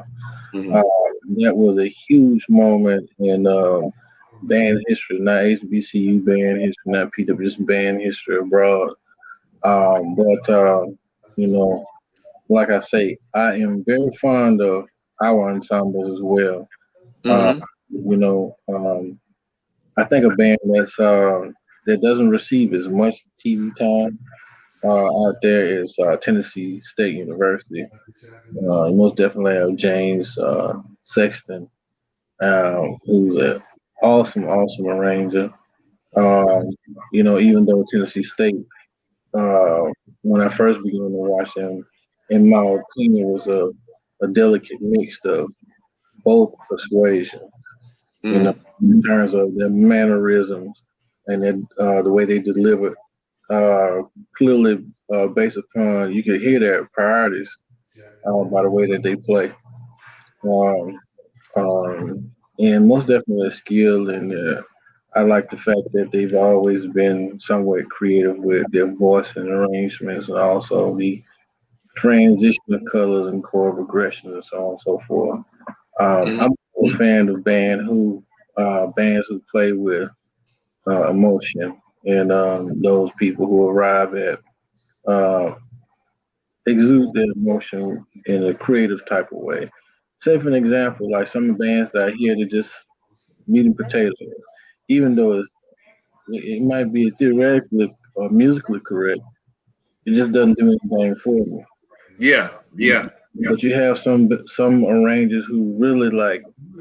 I imagine maybe it took them a week to write a 2-minute chart, just listening. And some people say less is more, but I really do appreciate the fact that band in both PWI and some bands in both PWI and HBCUs really push the envelope of musicality And like I say, emotion is what draws me in. If you want me to be a favorite of your band program, I got to be able to see that color and I got to be able to feel that emotion. You know, some bands play robot like. I don't really like that. Also, I like to give an honorable mention to Norfolk State University um, because I like them. they're most definitely, in my opinion, they're original. They've taken their own theme, the Spartan theme, and they push the envelope. And they play in a word that I call Spartan like, you know. Even like the way they deliver is so their tone or their notes and it's so honorable. You know what I mean? It's like it's royal. Mhm. It's like they when they play they're always announcing a king or a queen or the head of the war. That's what it sounds like. Mhm. And they really sell the essence of their creativity. Mhm. Somebody hit Trevor Baylor said Florida A&M University. Florida A&M University is one of those bands that's understood like Carry the One at this point. Um, you know, in my opinion, in certain areas, especially with their consistency and their lineage of excellence, I think that they are one of the bands to be measured by. If you want to be starting a new band program and you want to base some of your ideas off of a successful product, I think that Southern University and Florida A&M, you know, even Bethune Cookman would be bands that you could look at and borrow a little seasoning and put it in your own jar, and you might have you something awesome. You sure will. Yeah. Dr. Chipman is Agreed. Yeah, I love that. Man. not only an incredible musician, an incredible person, but he's an incredible, I think, bridge builder. Yeah. You know, Florida A&M has a really strong tradition of bringing, I mean, tons of kids to the Midwest Clinic in Chicago every year.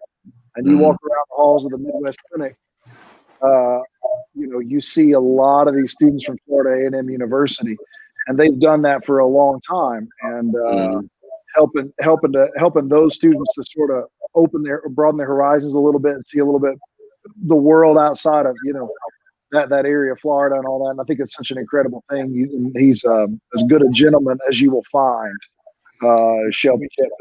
He's doing a great job over there. He's as good as they come. Man. Yes, definitely. You mentioned we were talking about drum corps. I think Carolina Crown has completely changed the game for brass playing in drum corps. Their work 7, 8, 9 years ago when Matt really kind of got them going. I mean, it's everybody else brass wise has been playing catch up, and a lot of them have, like Blue Coats. You know, they're doing some incredible work, and Blue Devils has a whole mantle full of rings for a reason. Those guys are unbelievably innovative and just really, you know, John Meehan is a friend who does a lot of their teaching and just as good a guy. He's good. He's a good cat, man. What's cool about drum corps is it's totally changed. It used to be just hard drill sergeant, making people do push-up, all this sort of stuff. And it's changed and become so much more pedagogically sound than it was 20, 30, 40 years ago. Some of the best teachers for wind and brass playing and percussion playing are teaching drum corps. And that and it used to be looked down on by the ivory tower folks. And now I think it's a force to be reckoned with artistically and pedagogically in particular. Some predominantly white institutions that I think are doing really fantastic work. You know, everybody talks about Ohio State and almost so much that now to try to hate on them a little bit is almost in vogue. They changed the game by throwing back because we were doing all this curvilinear stuff. Hang on, Trevor, you stole my thing. Hang on. Come on, Trevor Bailey, I see you, doctor. But they went back to all the picture drill. Yeah. And people thought that was innovative. And it's not innovative, that's retro. Bands were doing that in the 40s and 50s, all they were doing. I think what's innovative about what they're doing is people was putting stick figures and stuff like that. These people are putting faces on. These people made Michael Jackson moonwalk. Right. Like, that's so cool. And so now everybody, I mean, we do picture drill. You know, LSU does picture drill. drill. All these people do picture drill because Ohio State reminded people and go, this is what people are entertained by this. They're not entertained by something, curvy looking, whatever. Okay, whatever. Fine, and that's fine. I mean, there's plenty of curvilinear drill, but they did that picture drill and brought it back. My friends at Auburn University, Rick Good and Corey Sperlin, those folks there are they're so good at the way they structure their band, especially, and we're talking marching band stuff, but they're so good at the way they structure their band. Corey is so type A, and he's just so smart about this stuff. He has seating charts for every stadium in the Southeastern Conference. So when they go play a game, he knows where every kid is going to sit. I mean, like they've got drill charts for how they're going to sit in the stands, stuff like that. So it'll look good on television. He does a great job, and I have a hard time just separating who the people are from the band. Like Brian Britt at Oklahoma. University of Oklahoma, Brian does a tremendous job, and they're always in the national spotlight. Does a great job. You're not going to hear me say anything nice about the University of Alabama, Trevor, but I did bring them up, so there you go. Those are nice. Go Vols, even if we're bad. And then he brought up Jacksonville State. I think Jacksonville State has just one of the best core style, DCI style sounds around. And that's a different philosophy, right? They do one show that's 10 minutes long and they perfect it all season long. And what we do, at UTEP, we do a pregame show and we do a different halftime show for every home game. So most years we're doing 7 or 8 shows a year.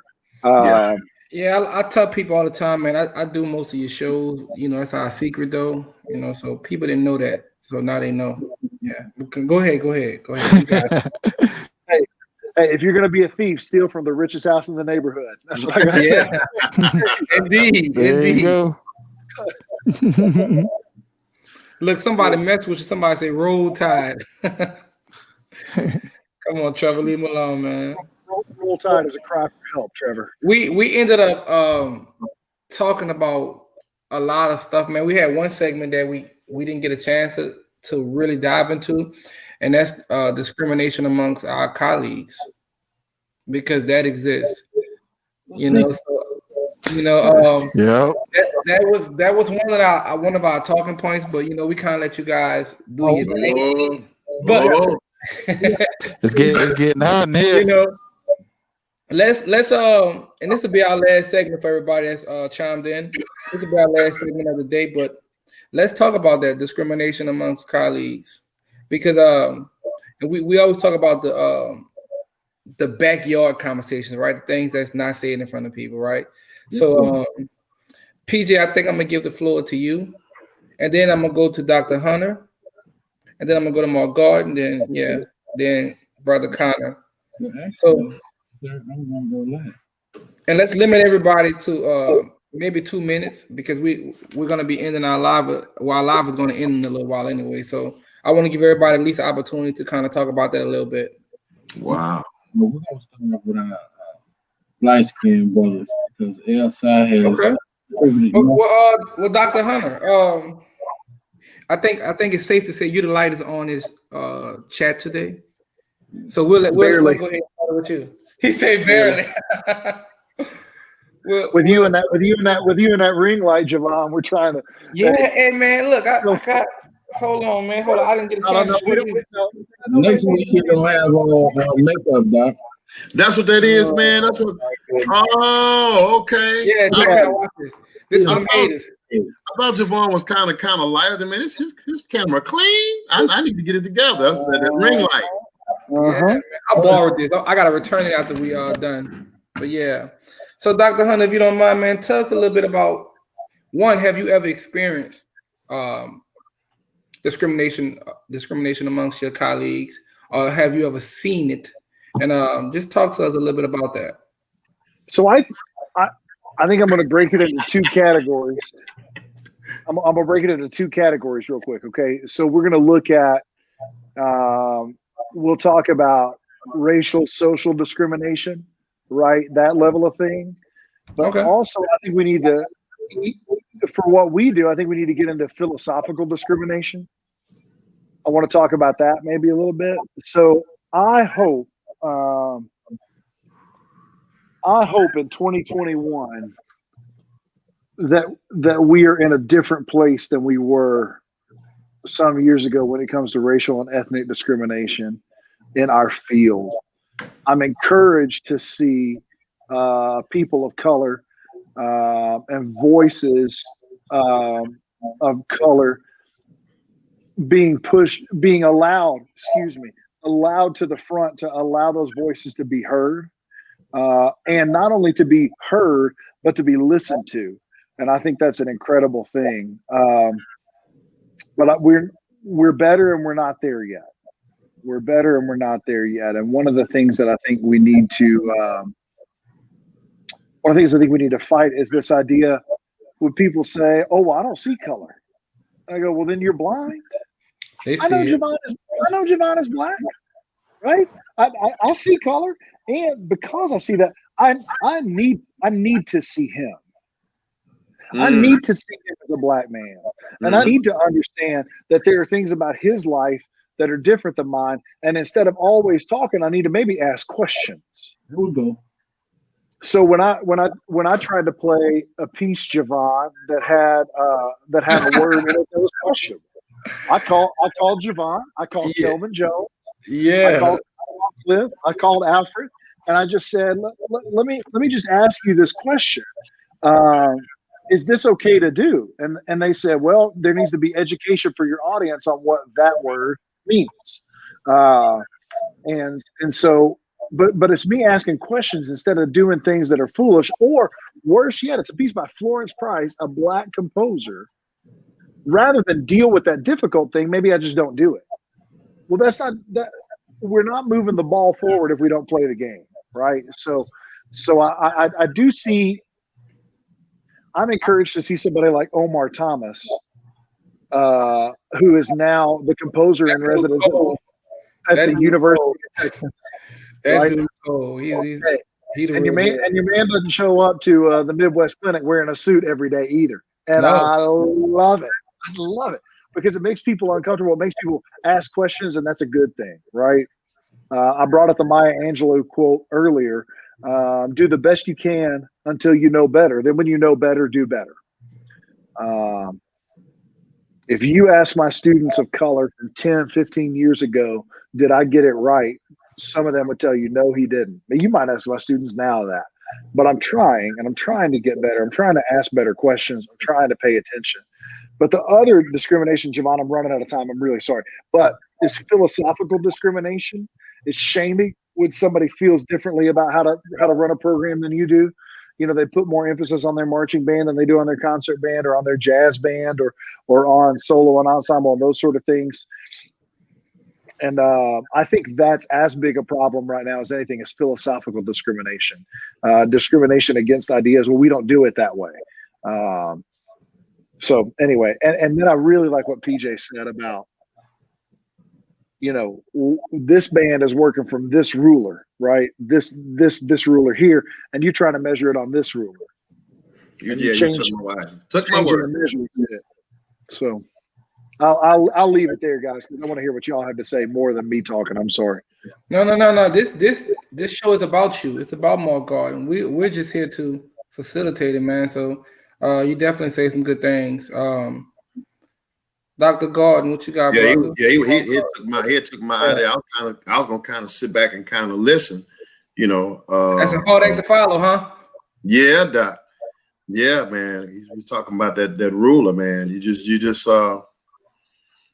man, this is just that's one that really open up, man. I would say as far as programs, you know, you can't really like when PJ was talking about the ruler and stuff like that.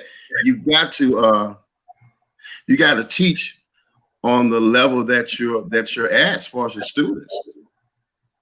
You can't.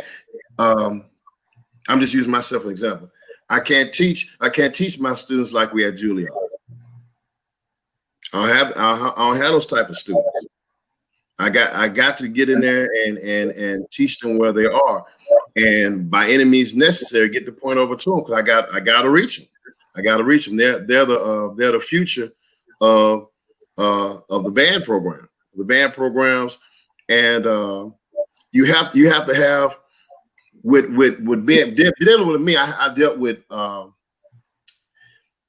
high school. I taught at high school. The largest band I had. You're gonna laugh at this, guy. The largest high school band in Smile I had on road was 411.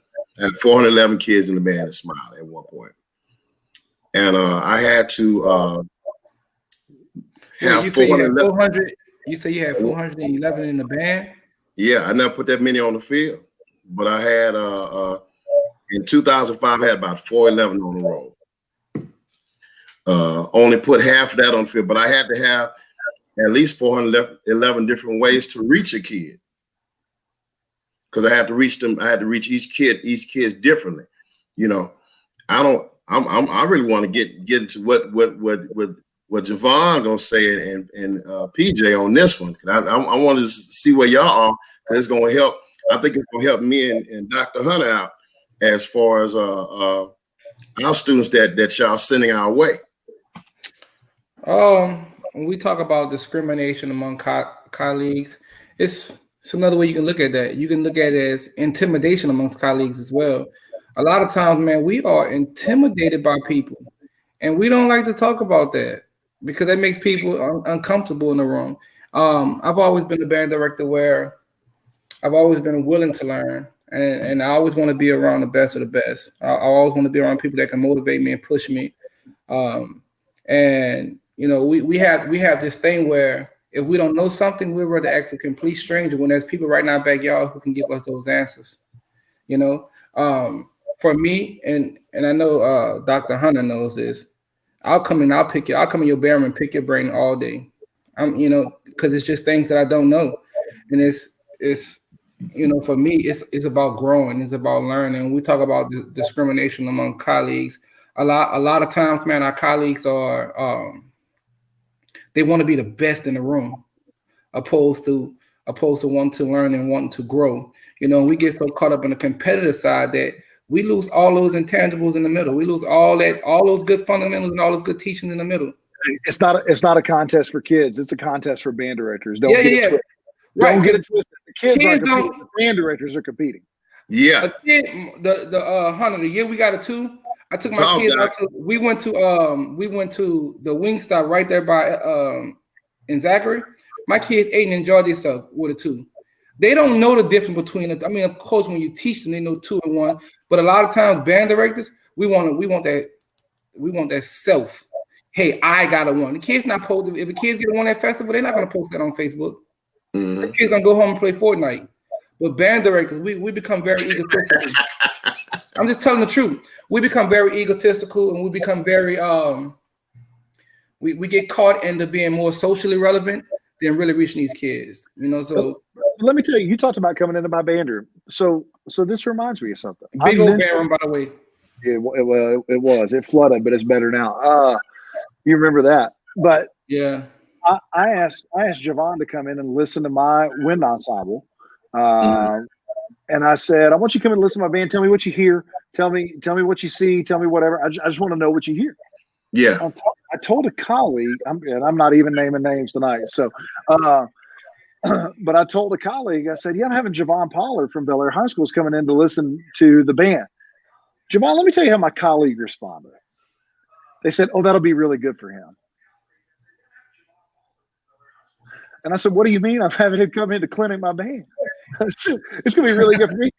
He gave me 3 legal pages of notes on stuff I had to fix in my band. I was like, I know, dang it. I know about trumpets. I got to get them to do this. But it wasn't about me. And so they immediately assume that there's a degree of tokenism. Oh, I'm going to bring a black band director into my band room so he can learn how to do it right. No, that's ridiculous. It's about inclusion. It's about saying, this man, I've heard him play trumpet. He plays trumpet a heck of a lot better than I do, and better than anybody that I would bring into that room, right? I've heard his bands. He knows how to make a musical line. He knows how to deal with precision. He knows. I'm not bringing him in my room just trying to win some sort of peace prize. I'm bringing him in because my band sucks, and I want him to get better. right? But people are afraid to do that, and there's that level of discrimination. Like this is good, and then there's this other level here, and so it's nice that you're bringing them in so they can see that. Get out of here with And that stuff. PJ, before you say something, Dr. Hunter, when I left there, when I wrote all the notes down for you, when I left, man, I felt so bad. I was like, man, he asked me to come work this group, man. I hope he's not mad, because I literally left a whole page full of comments and notes, and my objective was not to. It wasn't a one page. I mean, I had to go get him another legal pad by the time we got to the second tune. Oh man, but did we not have fun that day? And it got better every time you played it. So I love it. Yeah, go ahead, brother. I see you, PJ. You was over there fanning yourself. Man, PJ, I don't know what PJ about to say. Ain't no telling. No telling. What talking, bro? I think you're missing the point. I think the real point is that some people look at you and ask a silent question to themselves that they wish you could hear without them moving their lips. What in the hell makes you think you're good enough to be here in the first place? Who do you think you are? See, you're supposed to be, we ain't too far from having to come through the back door. See, the back door is still the back door. It just has been relocated. You understand what I'm saying to you? So, So once you're in here, the room still has this sensation where they do like this. Everybody turn and look like, do you know where you are? All right, that sensation. But now they do it like this, using their peripheral vision and with whispers. And now that we have these things now, some don't even have to move their head to just text about you. Private messaging. The real issue of it all is that there is no equality. And when you're thinking about, when we're talking about equality, I'm not even talking about resources. I'm talking about being viewed respectfully as a human being. I'm talking about on that level. First of all, you gotta see me as a human being before you can even accept me as a musician.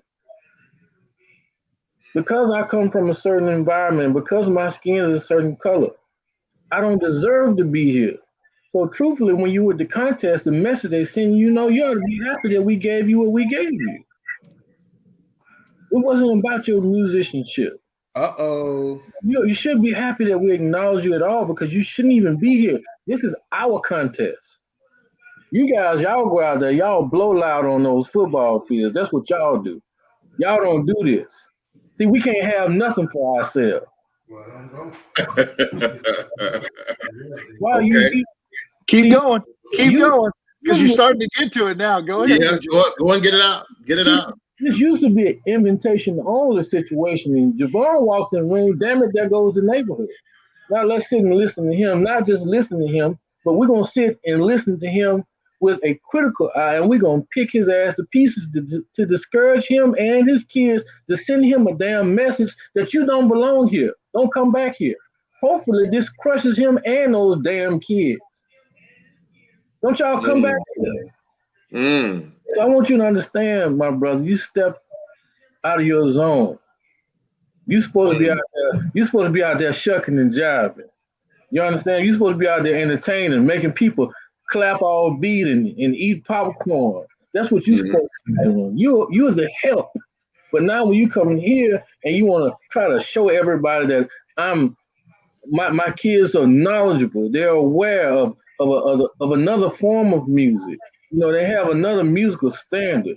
You heard And in an arena where we're using all these big old ION words like articulation and duration and so on and so forth, they think those words don't exist in the marching band system. So when you came in there and you disproved the damn theory, you became the damn problem. Yeah. Stay in your damn place, Javon. That's what I want you to understand. That's what the problem is. It ain't about discrimination. It's about the fact that you're not even acknowledged as a person. Well, how in the hell, who let you in here?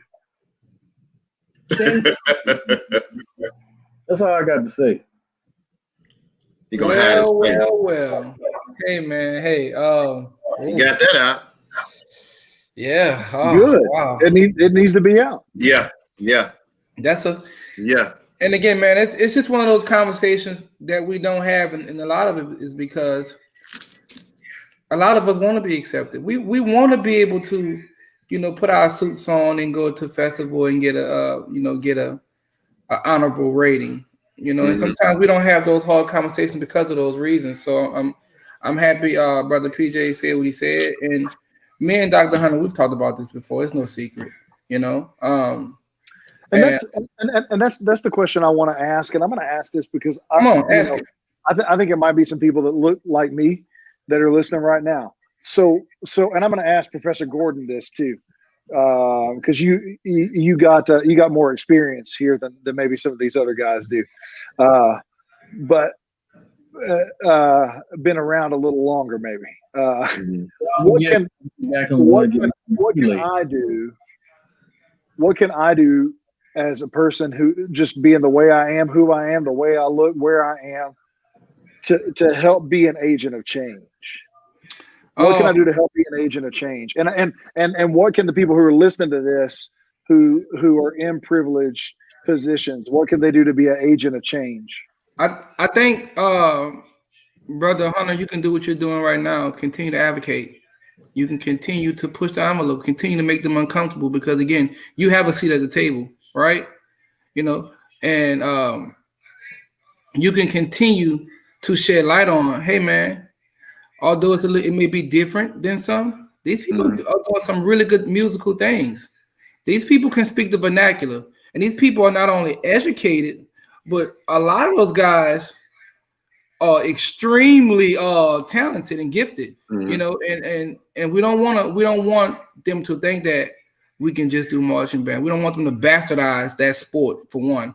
We don't want them to make marching band kind of the dirty stepchild, because essentially in our culture, in our community, marching bands is a selling pitch for us to be able to afford kids opportunities to learn concert music and concert literature. So we have to have a different approach when it comes to getting kids to buy. And of course, there's some schools some minority schools who have a concert band culture, but for some of us, we have to take different approaches. So I think with you asking us and asking these questions, going back and giving them our answers.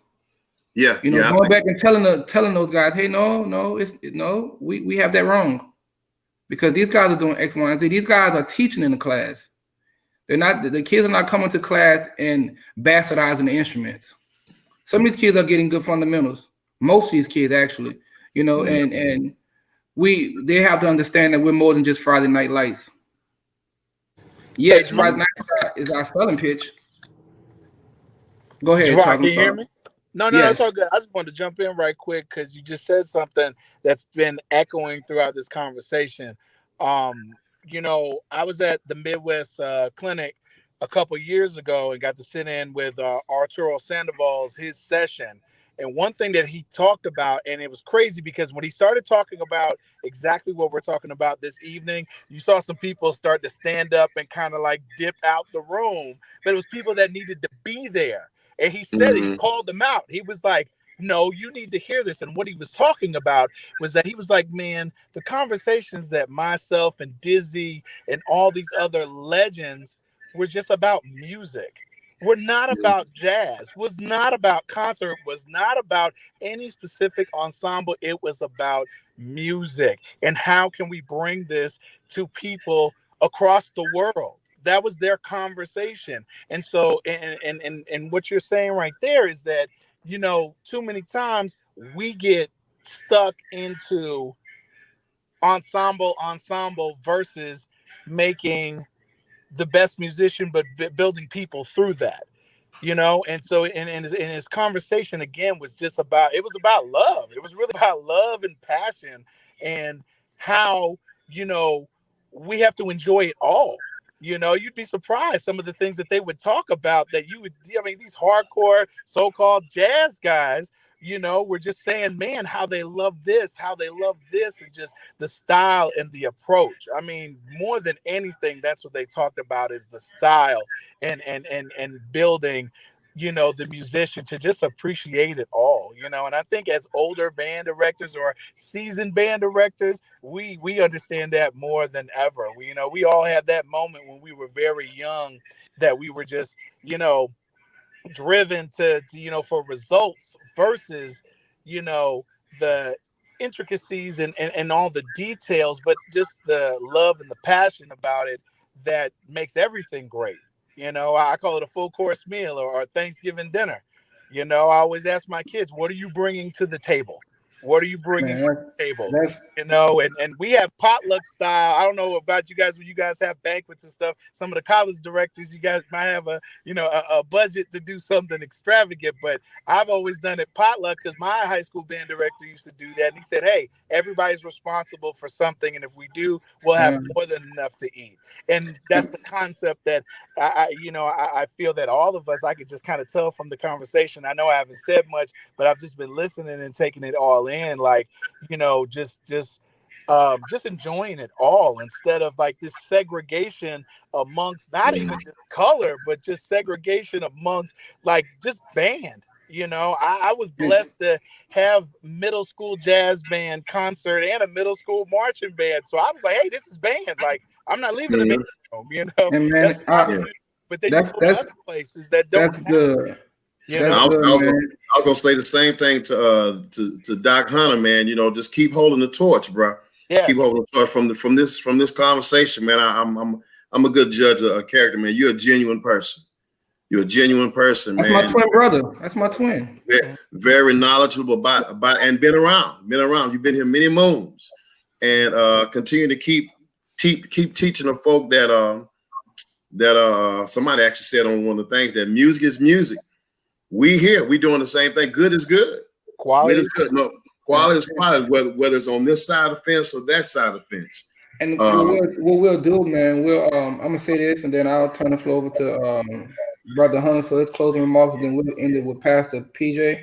But let me just say this, man. When I came up with the concept of the whole teaching in the trenches conference, which Dr. Hunter has already said he's going to be speaking at the next one for sure. I need to come to that. It was for reasons like this, man. It was the whole intent, and I'm not going to say which conference, but I went to a conference, and the conference was, it was phenomenal. It was awesome, but I left still unfulfilled because the things they was talking about I couldn't relate to. They was talking about their second feeder school, and they only have a $50,000 budget this year, and they're mad. I don't have one feeder school, and I don't have $50 budget.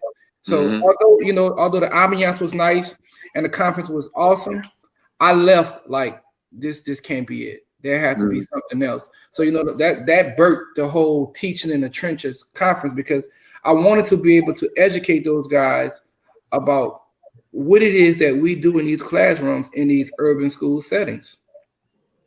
So that was the whole concept of teaching in the trenches.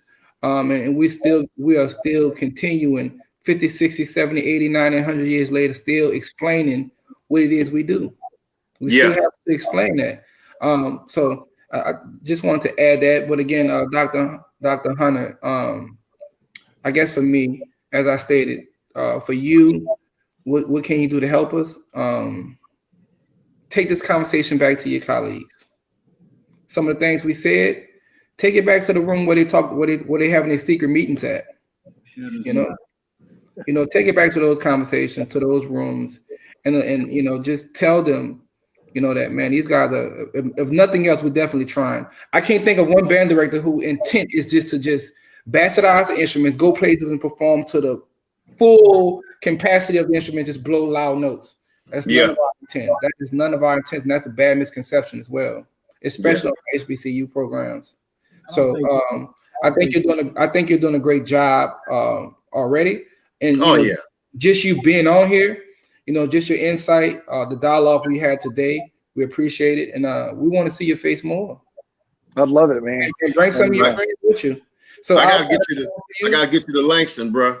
Let's do it. That'd be great, man. That'd be great. Gardner, if you need somebody, a clinician, do cold-blooded. Okay. Do cold-blooded. Thank you. I appreciate that. It's done. And I'm thankful to be asked to do this. Javon, I just thought it was just because I was your only white friend, man. So No, man. No, but I'm thankful. I'm grateful. They're conversations. So I'm a believer in Jesus Christ, and I heard a really good teacher once say, just because we know the gospel doesn't mean we stop preaching the gospel, and doesn't mean that we don't need to keep hearing the gospel. Mm-hmm. And I think that's important even in this. We have these conversations and we listen, and it's important that we have this conversation again and listen again and have it with different people and listen again and just be aware and ask questions. I like that somebody else posted that, just say continue to ask questions and listen. And I think the tendency for so many is to try to explain, right? Instead of to listen. I'm not saying you have to listen and that you have to apologize on behalf of every person who's ever gotten it wrong. You might have to. I've apologized to Javon because of some of the things that he's had to deal with where he is. Mm-hmm. But and it's not that I did it, but it's that somebody did it, and that sucks. And it's not saying I'm sorry I did this. It's saying I'm sorry you're dealing with this, and that's a difference, right? That's having somebody having cancer, and you don't say I'm sorry because you gave him cancer. You say I'm sorry because you're having to deal with this thing. How can I help? Yeah. So, and we want to. Yeah, I'm thankful for the opportunity to come and just to share. I am going to get a quick plug in though, Mr. Pollard and PJ. Man, get as many as you need. We do have a master's program here at UTEP in instrumental conducting, and most of the work is online. So if you are interested in getting a master's degree, but you're addicted to a paycheck like I am, when you take conducting lessons, your ensemble is your conducting lab, right? We don't try to put you in front of the wind symphony from whatever fantastic university. It's your group, and we get feedback on that. And so if you're looking for a way to further your education, woodwind and brass and percussion pedagogy and all those sort of things, we're here for you to do that. Feel free to reach out to me. I'm easy to find, but other than that, man, I'm just thankful. Thank you for asking me, PJ. Thanks for. I'm glad we got to build a relationship, and Charles and Mark to get to know you guys. And it's a small world being a band director. Yeah. And our students don't understand it's a small world. And that job you're applying for, I know somebody. I know somebody who's there. So you better do the right things. And these relationships we build, I think, are so important that we have friends and brothers and colleagues across the country. So I'm thankful to you guys. Thank you, brother. PJ, proud of you, little bro. I appreciate you, man. Appreciate the opportunity for y'all to invite me. Of course, Javon, me and Javon always talk. He was, when I was at Prairie and I was recruiting, coming to his school, he was sending me some students. But I appreciate you cats, man. Knowledgeable band directors. Hunter, I'll tell you, man, you just knowing how and watching how he built some programs and his methodism, if that's a word, of how he teaches. Awesome, man. Awesome. And Pollard, you know anywhere, you can't keep a job that long and not know what you're doing. Can't do. Charles, I'm just meeting, man. You good people, Doc. Good people, man. You moving around. Traveling grace. Hey, I appreciate it. Yeah, I appreciate it, for the opportunity just to come and listen. And that's definitely what we got to do to progress and to move forward is listen and talk and all have a seat at the table together. I'd like to thank most definitely everybody here on this panel. Dr. Hunter, man, it's been a pleasure, man. I want to tell everybody here on this panel, man, I love y'all with all my heart. Y'all are beautiful people. And, most definitely my big bro, Mark Gordon, and my brother, one of the charter members of LSI, Brother Charles Connor. I want to say something in my closing statement to our students. I want to say don't participate in the bullshit. I want to tell y'all that I want y'all to unite in the name of this art that we, some of us strive and die for, this music thing. No matter what the people before you, the ignorance that they participated in, I want you guys to create your own trend of how you deal with each other. And just the only thing that if I'm allowed to afford any input, just make sure that transparency and respect is involved.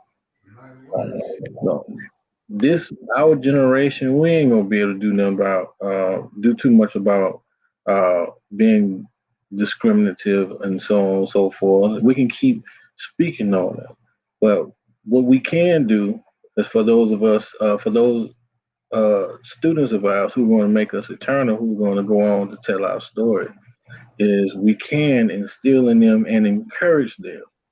Even if we can't instill, we can encourage to make the attempt to educate or to shed light upon that these problems must they must become extinct, because what will happen is we cannot see the band room is supposed to be our safe haven.